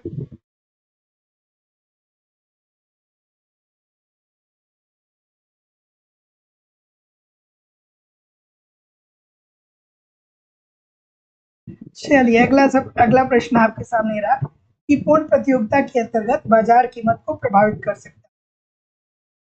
क्या उत्तर होगा भाई? ऑप्शन नंबर क्या होगा? गलत नहीं होना चाहिए। सचिन कुमार जी, सुमन जी, गलत क्यों हो रहा है? अभी चौधरी जी, ये तो गलत नहीं होना चाहिए था। इस प्रश्न को गलत नहीं होना चाहिए था। अगर जो आप जानते हैं कि पूर्ण प्रतियोगिता की प्रॉपर्टीज क्या होती है, तो भैया प्रॉपर्टीज ये होती है कि क्रेता और विक्रेता बहुत सारे होते हैं बाजार में। क्रेता और विक्रेता दोनों को बाजार का संपूर्ण ज्ञान होता है। ठीक है। उसके बाद कीमत का निर्धारण उद्योग के द्वारा मांग व पूर्ति की शक्तियों के आधार पर किया जाएगा। तो ऐसी स्थिति में बाजार कीमत को उद्योग मांग व पूर्ति की शक्तियों के आधार पर निर्धारित करता है, न कि क्रेता, न कि विक्रेता। तो ऑप्शन नंबर डी होगा ना कि पूर्ण प्रतियोगिता के अंतर्गत बाजार कीमत को प्रभावित कर सकता है, तो न क्रेता न विक्रेता। तो कौन कर सकता है? उद्योग मांग व पूर्ति की शक्तियों के आधार पर। अगला प्रश्न, समरूप लागत स्थितियों वाले पूर्ण प्रतियोगी उद्योग की तुलना में एकाधिकारी क्या कर सकता है? भैया बताइए इस प्रश्न का उत्तर। थोड़ा सा एक बार लाइक शेयर कर दिया करिए। निवेदन है सभी लोगों से कि एक बार लाइक और शेयर किया करिए। अब देखिए यहाँ पे जो चीजें हैं वो थोड़ा सा आपको क्या दिया गया है कि हिडन दिया गया है। देखिए कह रहा है कि समरूप लागत स्थितियों वाले पूर्ण प्रतियोगी उद्योग की तुलना में एकाधिकारी क्या कर सकता है? चलिए बता दीजिए मुझे। बिल्कुल ठीक है। तो आप सबको पता होगा दोस्तों कि पूर्ण प्रतियोगी उद्योग की बात हो रहा है। तो भैया पूर्ण प्रतियोगिता में बहुत सारे फर्म होते हैं। ठीक है। तभी तो बहुत सारे फर्म मिलके ही तो उद्योग का निर्माण करते हैं। लेकिन एकाधिकारी के अंतर्गत जो एकाधिकारी होता है वो खुद ही उद्योग होता है। मतलब फर्म ही उद्योग होता है या उद्योग ही फर्म होता है, मतलब अकेला वो होता है। तो ऐसी स्थिति में जाहिर सी बात है दोस्तों कि जहाँ पे बहुत सारा उत्पादन करने वाले हैं, वहाँ पे केवल अगर जो एक कोई उत्पादन कर रहा है तो कम मात्रा में उत्पादन करेगा। छोटी सी बात है। जो पूर्ण प्रतियोगिता के अंतर्गत जो उद्योग होते हैं ये बहुत सारे फर्मों से मिलके बने होते हैं, और जो एकाधिकारी होता है उसमें केवल एक फर्म की बात होती है। तो जाहिर सी बात है भैया कि कम मात्रा में ये क्या करेगा? उत्पादन करेगा। तो ऑप्शन नंबर क्या हो जाएगा? B, this is the right answer. अगला प्रश्न बहुत ही महत्वपूर्ण है, थोड़ा आराम से करिएगा। ये प्रश्न आपके एग्जाम में इस बार पूछा जा सकता है। ठीक है, ठीक है, बिल्कुल ठीक है। और दोस्तों लाइव स्टडी इलाहाबाद के मोबाइल एप्लीकेशन पे आपकी इकोनॉमिक्स की दूसरी क्लास चल रही है।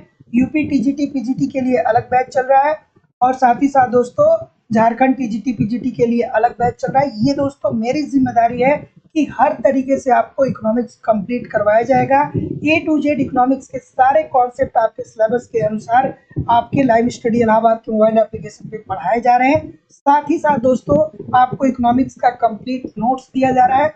वहाँ पे बहुत सारे टेस्ट सीरीज दिए जा रहे हैं जिसके माध्यम से आप टेस्ट देके अपना इवेल्युएशन कर पाएंगे। करंट भी आपका कवर करा दिया जाएगा और प्रीवियस ईयर क्वेश्चन पेपर भी आपको प्रोवाइड किए जा रहे हैं। और दोस्तों जिन लोगों ने भी एडमिशन लिया है और जो लोग भी एडमिशन लेने वाले हैं, मैं आपसे विश्वास से कह रहा हूँ, जिम्मेदारी से कह रहा हूँ कि जो मैं कह रहा हूँ उसको एटलीस्ट फॉलो करके देखिए। सारी चीजें आपकी कवर हो जाएंगी। कम से कम 1 घंटे कॉन्सेप्ट की क्लास आप रोज पढ़िए। मतलब 30 से 40 मिनट की क्लास में देता हूँ वहाँ पे, तो आप 2 क्लास रोज वहाँ पे पढ़िए। उसके बाद दोस्तों आप कम से कम 40 से 50 मिनट नोट्स को रोज पढ़िए, जो नोट्स दिया जा रहा है। एक टेस्ट पेपर आप यहाँ पे रोज अटेम्प्ट करिए, बहुत सारे टेस्ट वहाँ पे पढ़े हैं।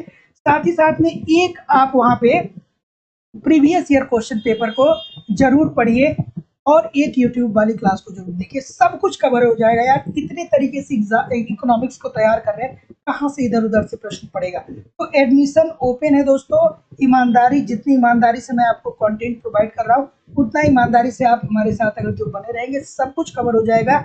एडमिशन ओपन है दोस्तों, एडमिशन की फीस केवल और केवल 2000 रुपये है। 2000 रुपये आपको इस नंबर पे पेमेंट करना होगा, गूगल पे, फोन पे या पेटीएम के माध्यम से, और इसका स्क्रीनशॉट आपको इसी व्हाट्सएप नंबर पे सेंड करना पड़ेगा। कोई भी इंक्वायरी होगी तो इस नंबर पे कॉल या व्हाट्सएप मैसेज कर सकते हैं। डिस्क्रिप्शन बॉक्स में मोबाइल का डिस्क्रिप्शन बॉक्स में एप्लीकेशन का लिंक दिया गया, एप्लीकेशन को डाउनलोड करके डायरेक्ट भी वहां से कोर्स को परचेज कर सकते हैं। चलिए बताइए कि किन्स के अनुसार कम ब्याज की दर पर निवेश की प्रवृत्ति अधिक होगी। क्या ये बात ठीक है? क्या ये बात ठीक है? और अगर तो ये बात ठीक है तो कारण दिया गया है कि निम्न ब्याज की दर पर पूंजी की पूर्ति मूल्य कम होती है। तो जैसा कि मैं देख पा रहा हूँ, क्या बोल रहे हैं भैया? बिल्कुल ठीक बोल रहे हैं भी, जितने लोग भी बोल रहे हैं बिल्कुल ठीक बोल रहे हैं। किन साहब कहते हैं कि अगर जो ब्याज दर कम होगा तो ऐसी स्थिति में निवेश की प्रवृत्ति क्या हो जाएगी? कम हो जाएगी। क्योंकि अगर जो एक अपने आय का एक भाग आप अगर जो ब्याज पे खर्च कर देंगे तो जाहिर सी बात है कि निवेश में कमी आएगी, लेकिन ब्याज की दर कम होगी तो निवेश की प्रवृत्ति अधिक होगी। एब्सोल्युटली आपकी बात ठीक है। कारण दे दिया गया है कि निम्न ब्याज की दर पर पूंजी का पूर्ति मूल्य कम होता है। बात तो ये भी ठीक है, बात तो ये भी ठीक है, लेकिन क्या ये एक दूसरे को डिफाइन कर रहा है? नहीं भैया, एब्सोल्युटली नहीं डिफाइन कर रहा है। तो जितने लोग भी बी की बात बोल रहे हैं सभी लोग का उत्तर यहाँ पे बिल्कुल ठीक हो जाएगा।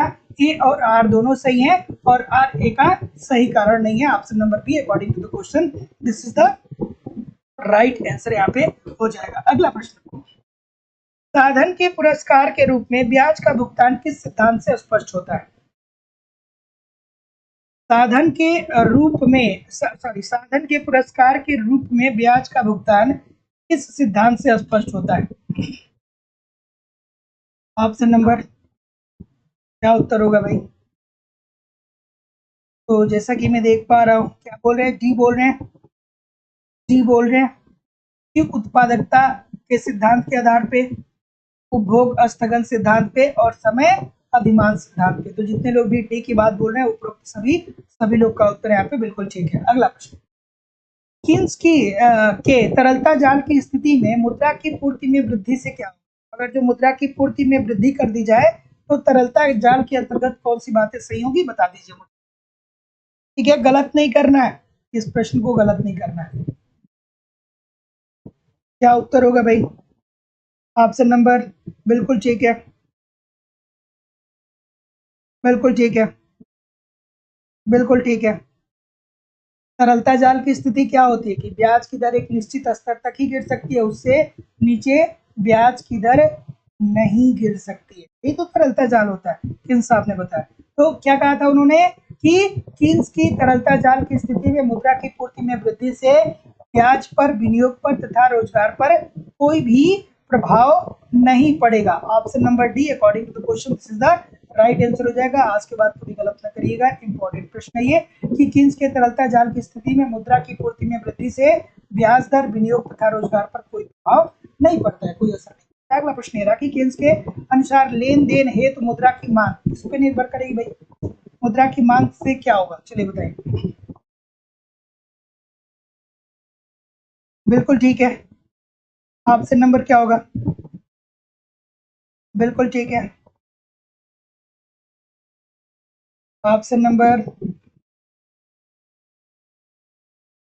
अब यहाँ पे आपको याद आना चाहिए कि अच्छा ठीक है, यहाँ पे कह रहा है कि केन्स के अनुसार लेन देन है तो मुद्रा की मांग, उसके आगे कौन सी बातें ठीक है। फिर आपको याद आना चाहिए कि अच्छा किन्स साहब कहते हैं कि मुद्रा की मांग जो होती है वो 3 उद्देश्यों के लिए होती है। पहला उद्देश्य क्या होता है भैया कि लेन देन के लिए, दूसरा उद्देश्य होता है दूरदर्शिता के लिए और तीसरा उद्देश्य होता है सट्टा के लिए। ठीक है, ये सारी चीजें आपके दिमाग में चलनी चाहिए। ऑप्शन नंबर क्या आ रहा है भाई? बिल्कुल ठीक है, ये बोल रहे हैं ना। तो जितने लोग भी ये बोल रहे हैं कि केन्स के अनुसार लेन देन हेतु मुद्रा की मांग बढ़ती है जब आय भुगतान की बारंबारता में वृद्धि होती है। तो option number A according to the question जितने लोग भी कर रहे हैं सभी लोग का उत्तर यहाँ पे बिल्कुल ठीक हो जाएगा। ठीक है, option number A according to the question this is the right answer हो जाएगा। आपको याद आना चाहिए था भैया, तरलता जाल अगर जो आपने पढ़ा होगा तो आपको याद आना चाहिए कि किन्स साहब ने क्या कहा था किन साहब के अनुसार मुद्रा की मांग से अभिप्राय क्या होता है? क्या होता है मुद्रा की मांग? तो मुद्रा की उस राशि से है जो लोग अपने पास रखते हैं। ठीक है, तो option number A according to the question right answer हो जाएगा। अगला, किन्स के ब्याज सिद्धांत में तरलता जाल का अर्थ क्या है? अभी मैंने आपको बता दिया ऑलरेडी ये प्रश्न कि किन्स के ब्याज सिद्धांत में तरलता जाल का क्या अर्थ है। तरलता जाल का क्या अर्थ है भाई? वही तो अर्थ है कि ब्याज दर जो होगा वो एक निश्चित सीमा से और नीचे नहीं जा पाएगा। ठीक है, यही तो तरलता जाल के अंतर्गत हम पढ़ते हैं। तो किन्स के ब्याज सिद्धांत में तरलता जाल का अर्थ है कि ब्याज दर का और नीचे न जाना। अगला, किन्स के अनुसार तरलता जाल की दशा में मुद्रा पूर्ति में हुई कोई भी वृद्धि क्या करेगा? किन्स के अनुसार तरलता जाल की दशा में मुद्रा पूर्ति में हुई कोई भी वृद्धि क्या करेगा? चलिए बताइए। ऑप्शन नंबर बिल्कुल ठीक है। फिर वही बात आ गई जो अभी हमने कुछ क्वेश्चन पहले देखा है। ऑप्शन नंबर बिल्कुल ठीक है, बिल्कुल जैसा कि मैं आपके उत्तर को देख पा रहा हूँ, ये सभी लोग करेंगे। इसके अलावा किसी को कुछ करना नहीं था। रोजगार, निवेश तथा ब्याज दर को ये प्रभावित नहीं करेगा। अभी तो हमने देखा था ना इस प्रश्न को। तो जितने लोग भी ये बोल रहे हैं सभी लोग का उत्तर बिल्कुल ठीक है। तो केन्स के अनुसार तरलता जाल की स्थिति में मुद्रा पूर्ति में हुई कोई भी वृद्धि रोजगार को, निवेश को तथा ब्याज दर को प्रभावित नहीं करेगी। ऑप्शन नंबर क्या हो जाएगा? A, this is the right answer हो जाएगा। अगला, कि ब्याज की तरलता पसंदगी सिद्धांत में तरलता जाल बताता है कि तरलता जाल क्या बताता है? ऑप्शन नंबर क्या होगा? बिल्कुल ठीक है, बिल्कुल ठीक है, बिल्कुल ठीक है। ऑप्शन नंबर बिल्कुल ठीक है। इतने सारे लोग गलत कर रहे हैं, बी के तरफ चले गए। इतने सारे लोग बी के तरफ कैसे चले गए महानुभाव? हाँ, बी के तरफ कैसे चले गए? कीमत स्तर, बचत दर और निवेश दर को बहुत सारे लोग बता रहे हैं कि वो रोजगार, निवेश और ब्याज की दर की बात करते हैं ना। इतने सारे लोग बी किए हैं, बहुत सारे लोग। ठीक है, चलिए आगे मूव करते हैं कि ब्याज के तरलता पसंदगी सिद्धांत में तरलता जाल बताता है कि, फिर वही प्रश्न आ गया भाई, बार बार ये प्रश्न आ रहा है हमारे सामने, लेकिन यहाँ पे ऑप्शन थोड़ा सा अलग है। तो जितने लोग भी ये बोल रहे हैं सभी लोग का उत्तर यहाँ पे बिल्कुल ठीक है कि ब्याज के तरलता पसंदगी सिद्धांत में तरलता जाल बताता है कि मुद्रा की मांग पूर्ण लोचदार हो गई है। ऑप्शन नंबर क्या हो जाएगा? ये this is the right answer हो जाएगा। और इस स्थिति में ब्याज की दर एक निश्चित सीमा से और नीचे नहीं जा सकती है। तो ऑप्शन नंबर क्या हो जाएगा? ये this is the right answer. अगला प्रश्न, कि निम्नलिखित में से कौन अर्थशास्त्री ब्याज दर के सिद्धांत के विकास से नहीं जुड़ा हुआ है? चलिए बताइए। देखिए, आपके पेपर में मैं बता रहा हूं दोस्तों, जितना नाम ले रहा हूं, इस नाम में से कम 10 से 15 प्रश्न आपके आने ही आने हैं। रिकार्डो साहब, हैबरलर साहब, हैरड डोमर साहब, किन्स साहब, यूजेनबरी, रेगनर नर्स, ठीक है। इसके अतिरिक्त दोस्तों आपके मार्शल साहब हो गए, ठीक है, और आपके कौन हो जाएंगे? हर्समैन हो गए। इन लोगों से पक्का भी कम से कम 15 से 20 प्रश्न बनने हैं, ठीक है। डायरेक्टली इनडायरेक्टली 15 से 20 प्रश्न, इतने ही 6-7 श्रीमती जॉन रॉबिन्सन हो गई। मतलब अगर जो 8-10 अर्थशास्त्रियों को मिला दिया जाए तो आप ये मान के चलिए कि 20 से 30 प्रश्न वो आपके कवर करने वाले हैं, है ना। तो उन अर्थशास्त्रियों को थोड़ा सा पहचानना भी जरूरी है। एडम स्मिथ साहब हो गए।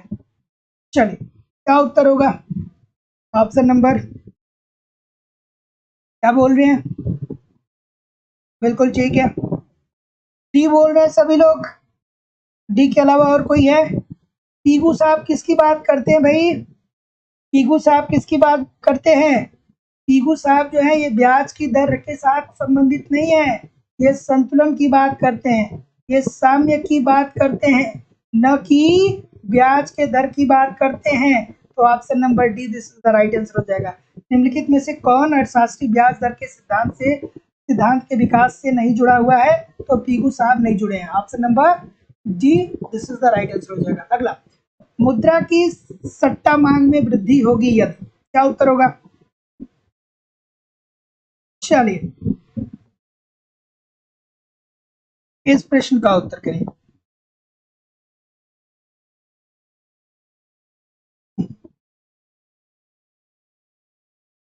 चलिए क्या उत्तर होगा कि मुद्रा की सट्टा मांग में वृद्धि होगी यदि, क्या उत्तर होगा भाई? सट्टा मांग में वृद्धि कब होगी? फिर आपको किन साहब का तरलता जाल वाला सिद्धांत समझ में आना चाहिए। क्या कहते हैं भैया? कहते हैं कि लोगों के विचार में ब्याज की वर्तमान दर सामान्य ब्याज दर से कम है और लोग अपने पास पैसा को रखते हैं और इस उम्मीद में रखते हैं कि भविष्य में चल करके ब्याज की दर में क्या आ जाएगी? वृद्धि आ जाएगी। छोटी सी बात है भाई। तो option number A this is the right answer हो जाएगा। तो मुद्रा की सट्टा मांग में वृद्धि होगी, कब होगी? लोगों के विचार में ब्याज की वर्तमान दर सामान्य ब्याज दर से क्या होगा? कम होगा। और फिर वो लोग ये सोचेंगे कि भविष्य में जब ब्याज की दर बढ़ेगी तब जाकर के हम दोस्तों क्या करेंगे कि तब हम जाकर के ब्याज पर पैसा देंगे। तो जितने लोग भी ये बोल रहे हैं ठीक बोल रहे हैं। अगला प्रश्न कि रोजगार में आरंभिक प्रत्यक्ष वृद्धि के प्रभाव स्वरूप कुल रोजगार में कई गुना वृद्धि होती है, यह संबंध प्रतिपादित किया। दोस्तों आज ही एप्लीकेशन पे ये क्लास मैं आप लोग को पढ़ा रहा था। तो जितने लोग भी इकोनॉमिक्स के कॉन्सेप्ट की क्लास ज्वाइन किए हैं, मैं उम्मीद करता हूं कि इस प्रश्न को आप गलत नहीं करेंगे। ठीक है, क्या उत्तर होगा बता दीजिए मुझे। ठीक है, तो दोस्तों हम लोग क्या पढ़ रहे हैं? हम लोग गुणक पढ़ रहे हैं। गुणक को सर्वप्रथम रोजगार गुणक के रूप में आर.एफ. कोहन साहब ने प्रस्तुत किया। उसके बाद गुणक को विकसित करने का श्रेय किसको जाता है? किन्स साहब को। उन्होंने निवेश गुणक बताया। और गुणक क्या होता है कि यदि आप निवेश में वृद्धि कर रहे हैं तो इससे आपकी आय में k गुना वृद्धि हो जाएगी। और गुणक जो होता है वो delta Y upon delta I के होता है, अर्थात आपकी आय और आपके निवेश का अनुपात होता है। तो जितने लोग भी क्या बोल रहे हैं? आर.एफ. कोहन की बात बोल रहे हैं, सभी लोग का उत्तर यहाँ पे बिल्कुल ठीक हो जाएगा। रोजगार गुणक की बात के अंतर्गत ये बोलते हैं। गुणक का संबंध है। गुणक का संबंध किससे है भैया? बिल्कुल ठीक है, गुणक का संबंध है। फिर मैंने आपको आज ही की क्लास में नहीं कल की क्लास में बताया था कि k इज इक्वल टू दो चीजें आपको याद रखनी है, 1/1 माइनस MPC और दूसरा याद रखना है 1/MPS। ठीक है, तो चलिए भैया क्या होगा? बिल्कुल ठीक है। तो रोजगार गुणक जो दिया था वो कोहन साहब ने दिया था और जो निवेश गुणक दिया था वो किन्स साहब ने दिया था। चलिए तो ऑप्शन नंबर क्या हो जाएगा भैया? जैसा कि मैं देख पा रहा हूँ बिल्कुल ठीक है, बिल्कुल ठीक है। ऑप्शन नंबर ये बोल रहे हैं बिल्कुल ठीक है कि ये सीमांत बचत प्रवृत्ति से इसका उल्टा संबंध होता है, अर्थात 1/MPC की बात कर रहे हैं, सॉरी MPS की बात कर रहे हैं। MPS क्या है? सीमांत बचत प्रवृत्ति है। Option number A this is the right answer हो जाएगा। और गुणक हमें क्या बताता है भैया? गुणक हमें ये बताता है कि जब आप निवेश में वृद्धि करते हैं तो जो आपकी आय होती है ना, जितनी निवेश में वृद्धि करते हैं उतना आय में वृद्धि नहीं होता है, निवेश के कई गुना, निवेश से कई गुना ज्यादा, k गुना ज्यादा आय में वृद्धि होता है। ठीक है, इस बात को ध्यान रखिएगा। अगला प्रश्न कि निम्नलिखित में से कौन एक गुणक में रिसाव का कारण है? आज ही मैंने ये कॉन्सेप्ट पढ़ाया है एप्लीकेशन, और जो लोगों ने नहीं देखा है वो रिकॉर्डेड वीडियो पड़ जाएगी, उसको देख लीजिएगा। सारी रिकॉर्डेड क्लासेस अवेलेबल है तो वो भी देख लीजिएगा जिन लोगों का भी क्लास मिस हुआ है। तो बेसिकली गुणक में रिसाव का कारण क्या होता है दोस्तों? 2-3 बातें याद रखनी है। पहला तो होता है बचत, अर्थात जब आपकी आय में वृद्धि होती है तो जब आप बचत कर लेंगे तो आप निवेश नहीं करेंगे, निवेश में नहीं करेंगे तो आपकी आय में वृद्धि नहीं। दूसरा जो होता है वो क्या होता है भैया? कर, अगर जो आपके ऊपर कर लगा दिया जाए तो उससे क्या हो जाएगा कि जो आपकी आय में वृद्धि हुई हुई है उसका एक भाग आप टैक्स के रूप में दे देंगे, तो इससे ये भी गुणक में रिसाव का रिस्पॉन्सिबल है। तीसरा दोस्तों क्या होता है, तीसरा अगर जो वस्तुओं की कीमतें अत्यधिक बढ़ जाए, अगर जो अत्यधिक कीमतें बढ़ जाएगी तो जो आपकी आय में वृद्धि हुई है उससे आप कम वस्तुओं का ही उपभोग करेंगे, मतलब वस्तु को उपभोग करने के लिए आपको ज्यादा कीमत अदा करना पड़ेगा। और जो लास्ट मैंने आज आप लोग को बताया था दोस्तों, वो क्या होता है, आयात में वृद्धि बताया था। तो आयात में वृद्धि से क्या होगा कि दूसरे देश की वस्तुएं आपके देश में आएंगी और आपकी जो बढ़ी हुई आय है उससे आप विदेशी वस्तुओं का इस्तेमाल करेंगे, वो आय कहाँ चला जाएगा, दूसरे देश में चला जाएगा। तो इससे आपके निवेश में क्या आ जाएगी, कमी आ जाएगी। तो एक एक चीज दोस्तों, मैं जितनी भी चीजें आपको वहाँ पे एप्लीकेशन पे पढ़ा रहा हूँ, ईमानदारी से देखते रहिए, कुछ भी आपका इधर उधर होने वाला नहीं है। और जिन लोगों ने भी दोस्तों अभी तक कॉन्सेप्ट की क्लास में एडमिशन नहीं लिया है वो एडमिशन ले सकते हैं। वहाँ पे पूरा कॉन्सेप्ट पढ़ाया जा रहा है, पूरा टेस्ट सीरीज दिया जा रहा है, नोट्स दिया जा रहा है, आपको प्रीवियस ईयर के क्वेश्चन पेपर सब कुछ प्रोवाइड किए जा रहे हैं। और यूपी टीजीटी पीजीटी के लिए अलग बैच है, झारखंड टीजीटी पीजीटी के लिए अलग बैच है, एडमिशन ओपन है। एडमिशन की फीस 2000 रुपये है, 2000 रुपये आपको इस नंबर पे पेमेंट करना होगा, गूगल पे, फोन पे या पेटीएम के माध्यम से, और इसका स्क्रीनशॉट आपको इसी व्हाट्सएप नंबर पे सेंड करना होगा। कोई भी इंक्वायरी होगी तो इस नंबर पे कॉल या व्हाट्सएप मैसेज कर सकते हैं। अगला प्रश्न कि निम्नलिखित में से कौन सा आय गुणक के लिए सही नहीं है, आय गुणक के लिए कौन सी बातें सही नहीं है। बिल्कुल ठीक है, ऑप्शन नंबर क्या होगा, बिल्कुल ठीक है, ऑप्शन नंबर क्या बोल रहे हैं भैया, अभी हम लोग आय गुणक को दोस्तों पढ़ने वाले हैं। तो जितने लोग भी डी बोल रहे हैं सभी लोग का उत्तर यहाँ पे बिल्कुल ठीक हो जाएगा कि अल्पकाल में इसका मान स्थिर रहता है। नहीं भैया, अभी हम लोग आगे जब पढ़ेंगे आय गुणक को तो वहाँ पे पढ़ेंगे कि अल्पकाल में इसका मान स्थिर नहीं परिवर्तनशील होता है। तो जितने लोग भी डी बोल रहे हैं सभी लोग का उत्तर यहाँ पे बिल्कुल ठीक हो जाएगा। तो आय गुणक के लिए सही कथन यह है कि इसका मान सीमांत बचत प्रवृत्ति पर निर्भर करता है, यह केवल स्वायत्त निवेश के लिए क्रियाशील होता है, प्रेरित निवेश के लिए नहीं, और यह आय का निवेश का संबंध स्थापित करता है। तो option number D according to the question this is the right answer हो जाएगा। त्वरक सिद्धांत से तात्पर्य है, ठीक है। तो एप्लीकेशन पे अगला दोस्तों आपका यही टॉपिक होने वाला है, क्योंकि गुणक को हम लोगों ने कंप्लीट कर लिया है। अब हम लोग दोस्तों त्वरक को कल नहीं परसों से स्टार्ट करने वाले हैं, जो आपकी 1 बजे से लाइव क्लास होती है। चलिए अगला प्रश्न कि त्वरक सिद्धांत से तात्पर्य है कि, बिल्कुल ठीक है। तो त्वरक सिद्धांत सबसे पहले किसने दिया था, ऑस्ट्रेलियन साहब ने दिया था, आपको पता होना चाहिए, बिल्कुल ठीक है। लेकिन इसका क्रमबद्ध रूप से अध्ययन किसने किया या इसे प्रतिपादित करने का श्रेय किसको जाता है, जेबी क्लार्क साहब को जाता है, क्लार्क, ठीक है। तो त्वरक सिद्धांत को सर्वप्रथम जो दिया था वो ऑस्ट्रेलियन साहब ने दिया था और इसको विकसित करने का श्रेय क्लार्क साहब को जाता है।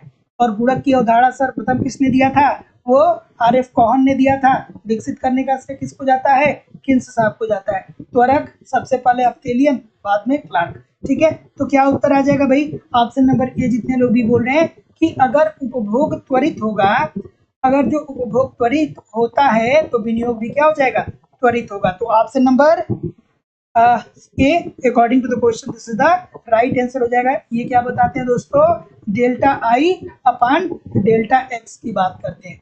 जैसे कि गुणक के अंतर्गत किसकी बात की गई थी, delta Y upon delta I की बात की गई, आय और निवेश की बात की गई थी। और यहाँ पे डेल्टा आई और डेल्टा एक्स की बात त्वरक के अंतर्गत की जाएगी। तो त्वरक सिद्धांत से तात्पर्य है अगर उपभोग त्वरित होता है तो विनियोग भी क्या हो जाएगा, त्वरित होगा।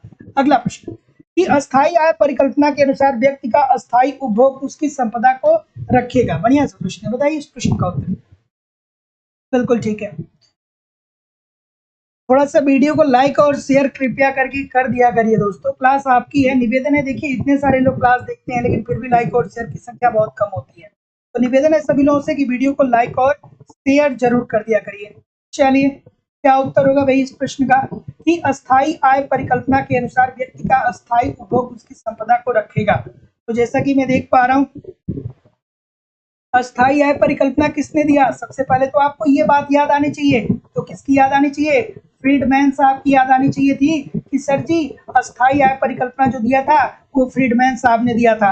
और फ्रीडमैन साहब क्या कहते हैं भैया, वो ये कहते हैं कि भविष्य में आय की प्रत्याशा भी उपभोग क्रिया को प्रभावित करती है। ठीक है, तो जितने लोग भी क्या बोल रहे हैं, ये बोल रहे हैं स्थिर स्तर पे, सभी लोग का उत्तर यहाँ पे बिल्कुल ठीक है। तो अस्थायी आय परिकल्पना के अनुसार फ्रीडमैन साहब कहते हैं कि व्यक्ति का अस्थायी उपभोग उसकी संपदा को क्या रखेगा, स्थिर स्तर पे रखेगा। तो ऑप्शन नंबर क्या हो जाएगा, यही सभी लोग बोल रहे हैं ना, यही बोल रहे हैं ना सभी लोग,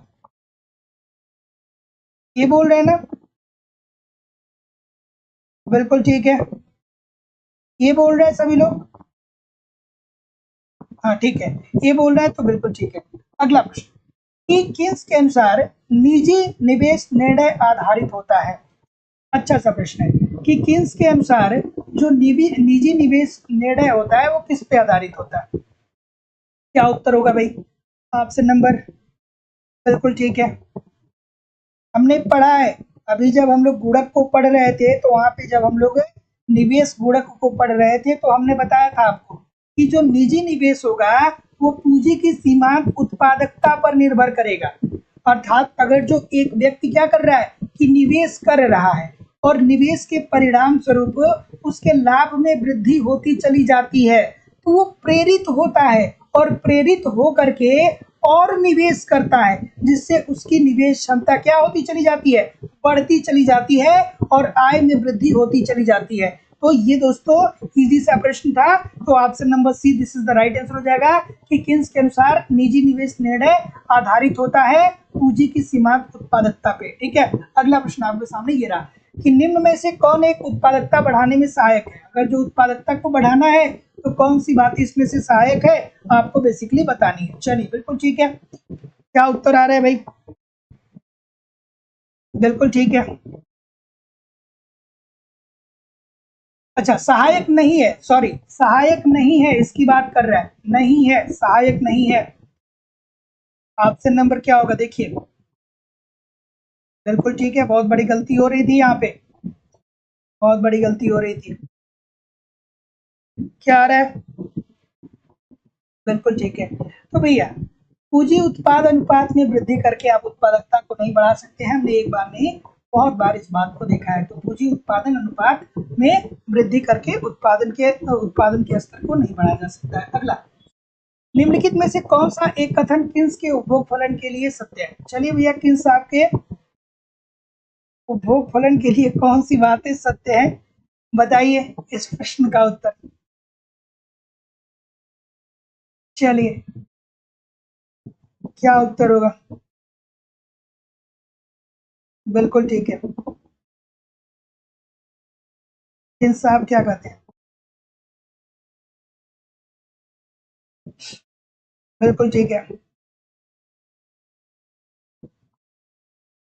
बिल्कुल ठीक है, डी बोल रहे हैं भाई, सभी लोग डी बोल रहे हैं। तो भैया किन्स साहब का जब आप उपभोग फलन पढ़े होंगे तो आपने ये बात पढ़ी होगी, या नहीं भी पढ़े हैं तो जान लीजिए कि किन्स साहब कहते हैं कि जब एक व्यक्ति का उपभोग जो जब एक व्यक्ति के आय में वृद्धि होती है तो आय में वृद्धि होने के साथ साथ उसका उपभोग व्यय भी बढ़ता है, लेकिन आय के अनुपात में उपभोग व्यय क्या होता है, बहुत कम हो जाता है।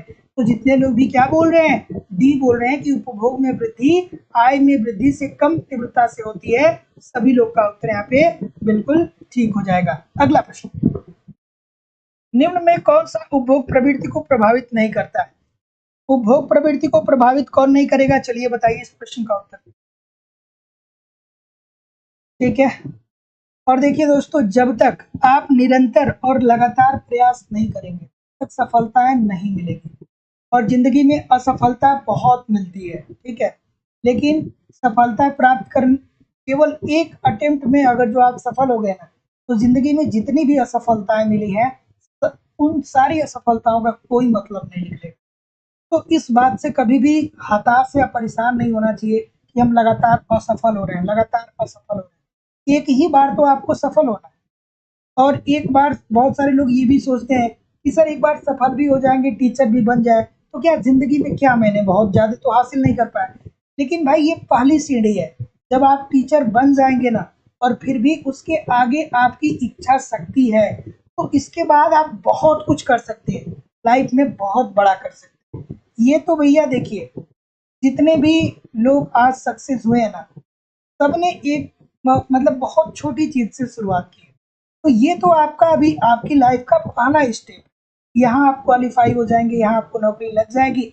उसके बाद अगर जो आपके पास इच्छा शक्ति है तो आप लाइफ में और भी बहुत चीजें कर सकते हैं, बहुत बड़ा कर सकते हैं, है ना। तो कभी बहुत सारे लोग इस बात से परेशान होते हैं, इतना मेहनत करते हैं लाइफ में केवल टीचर हो जाएंगे।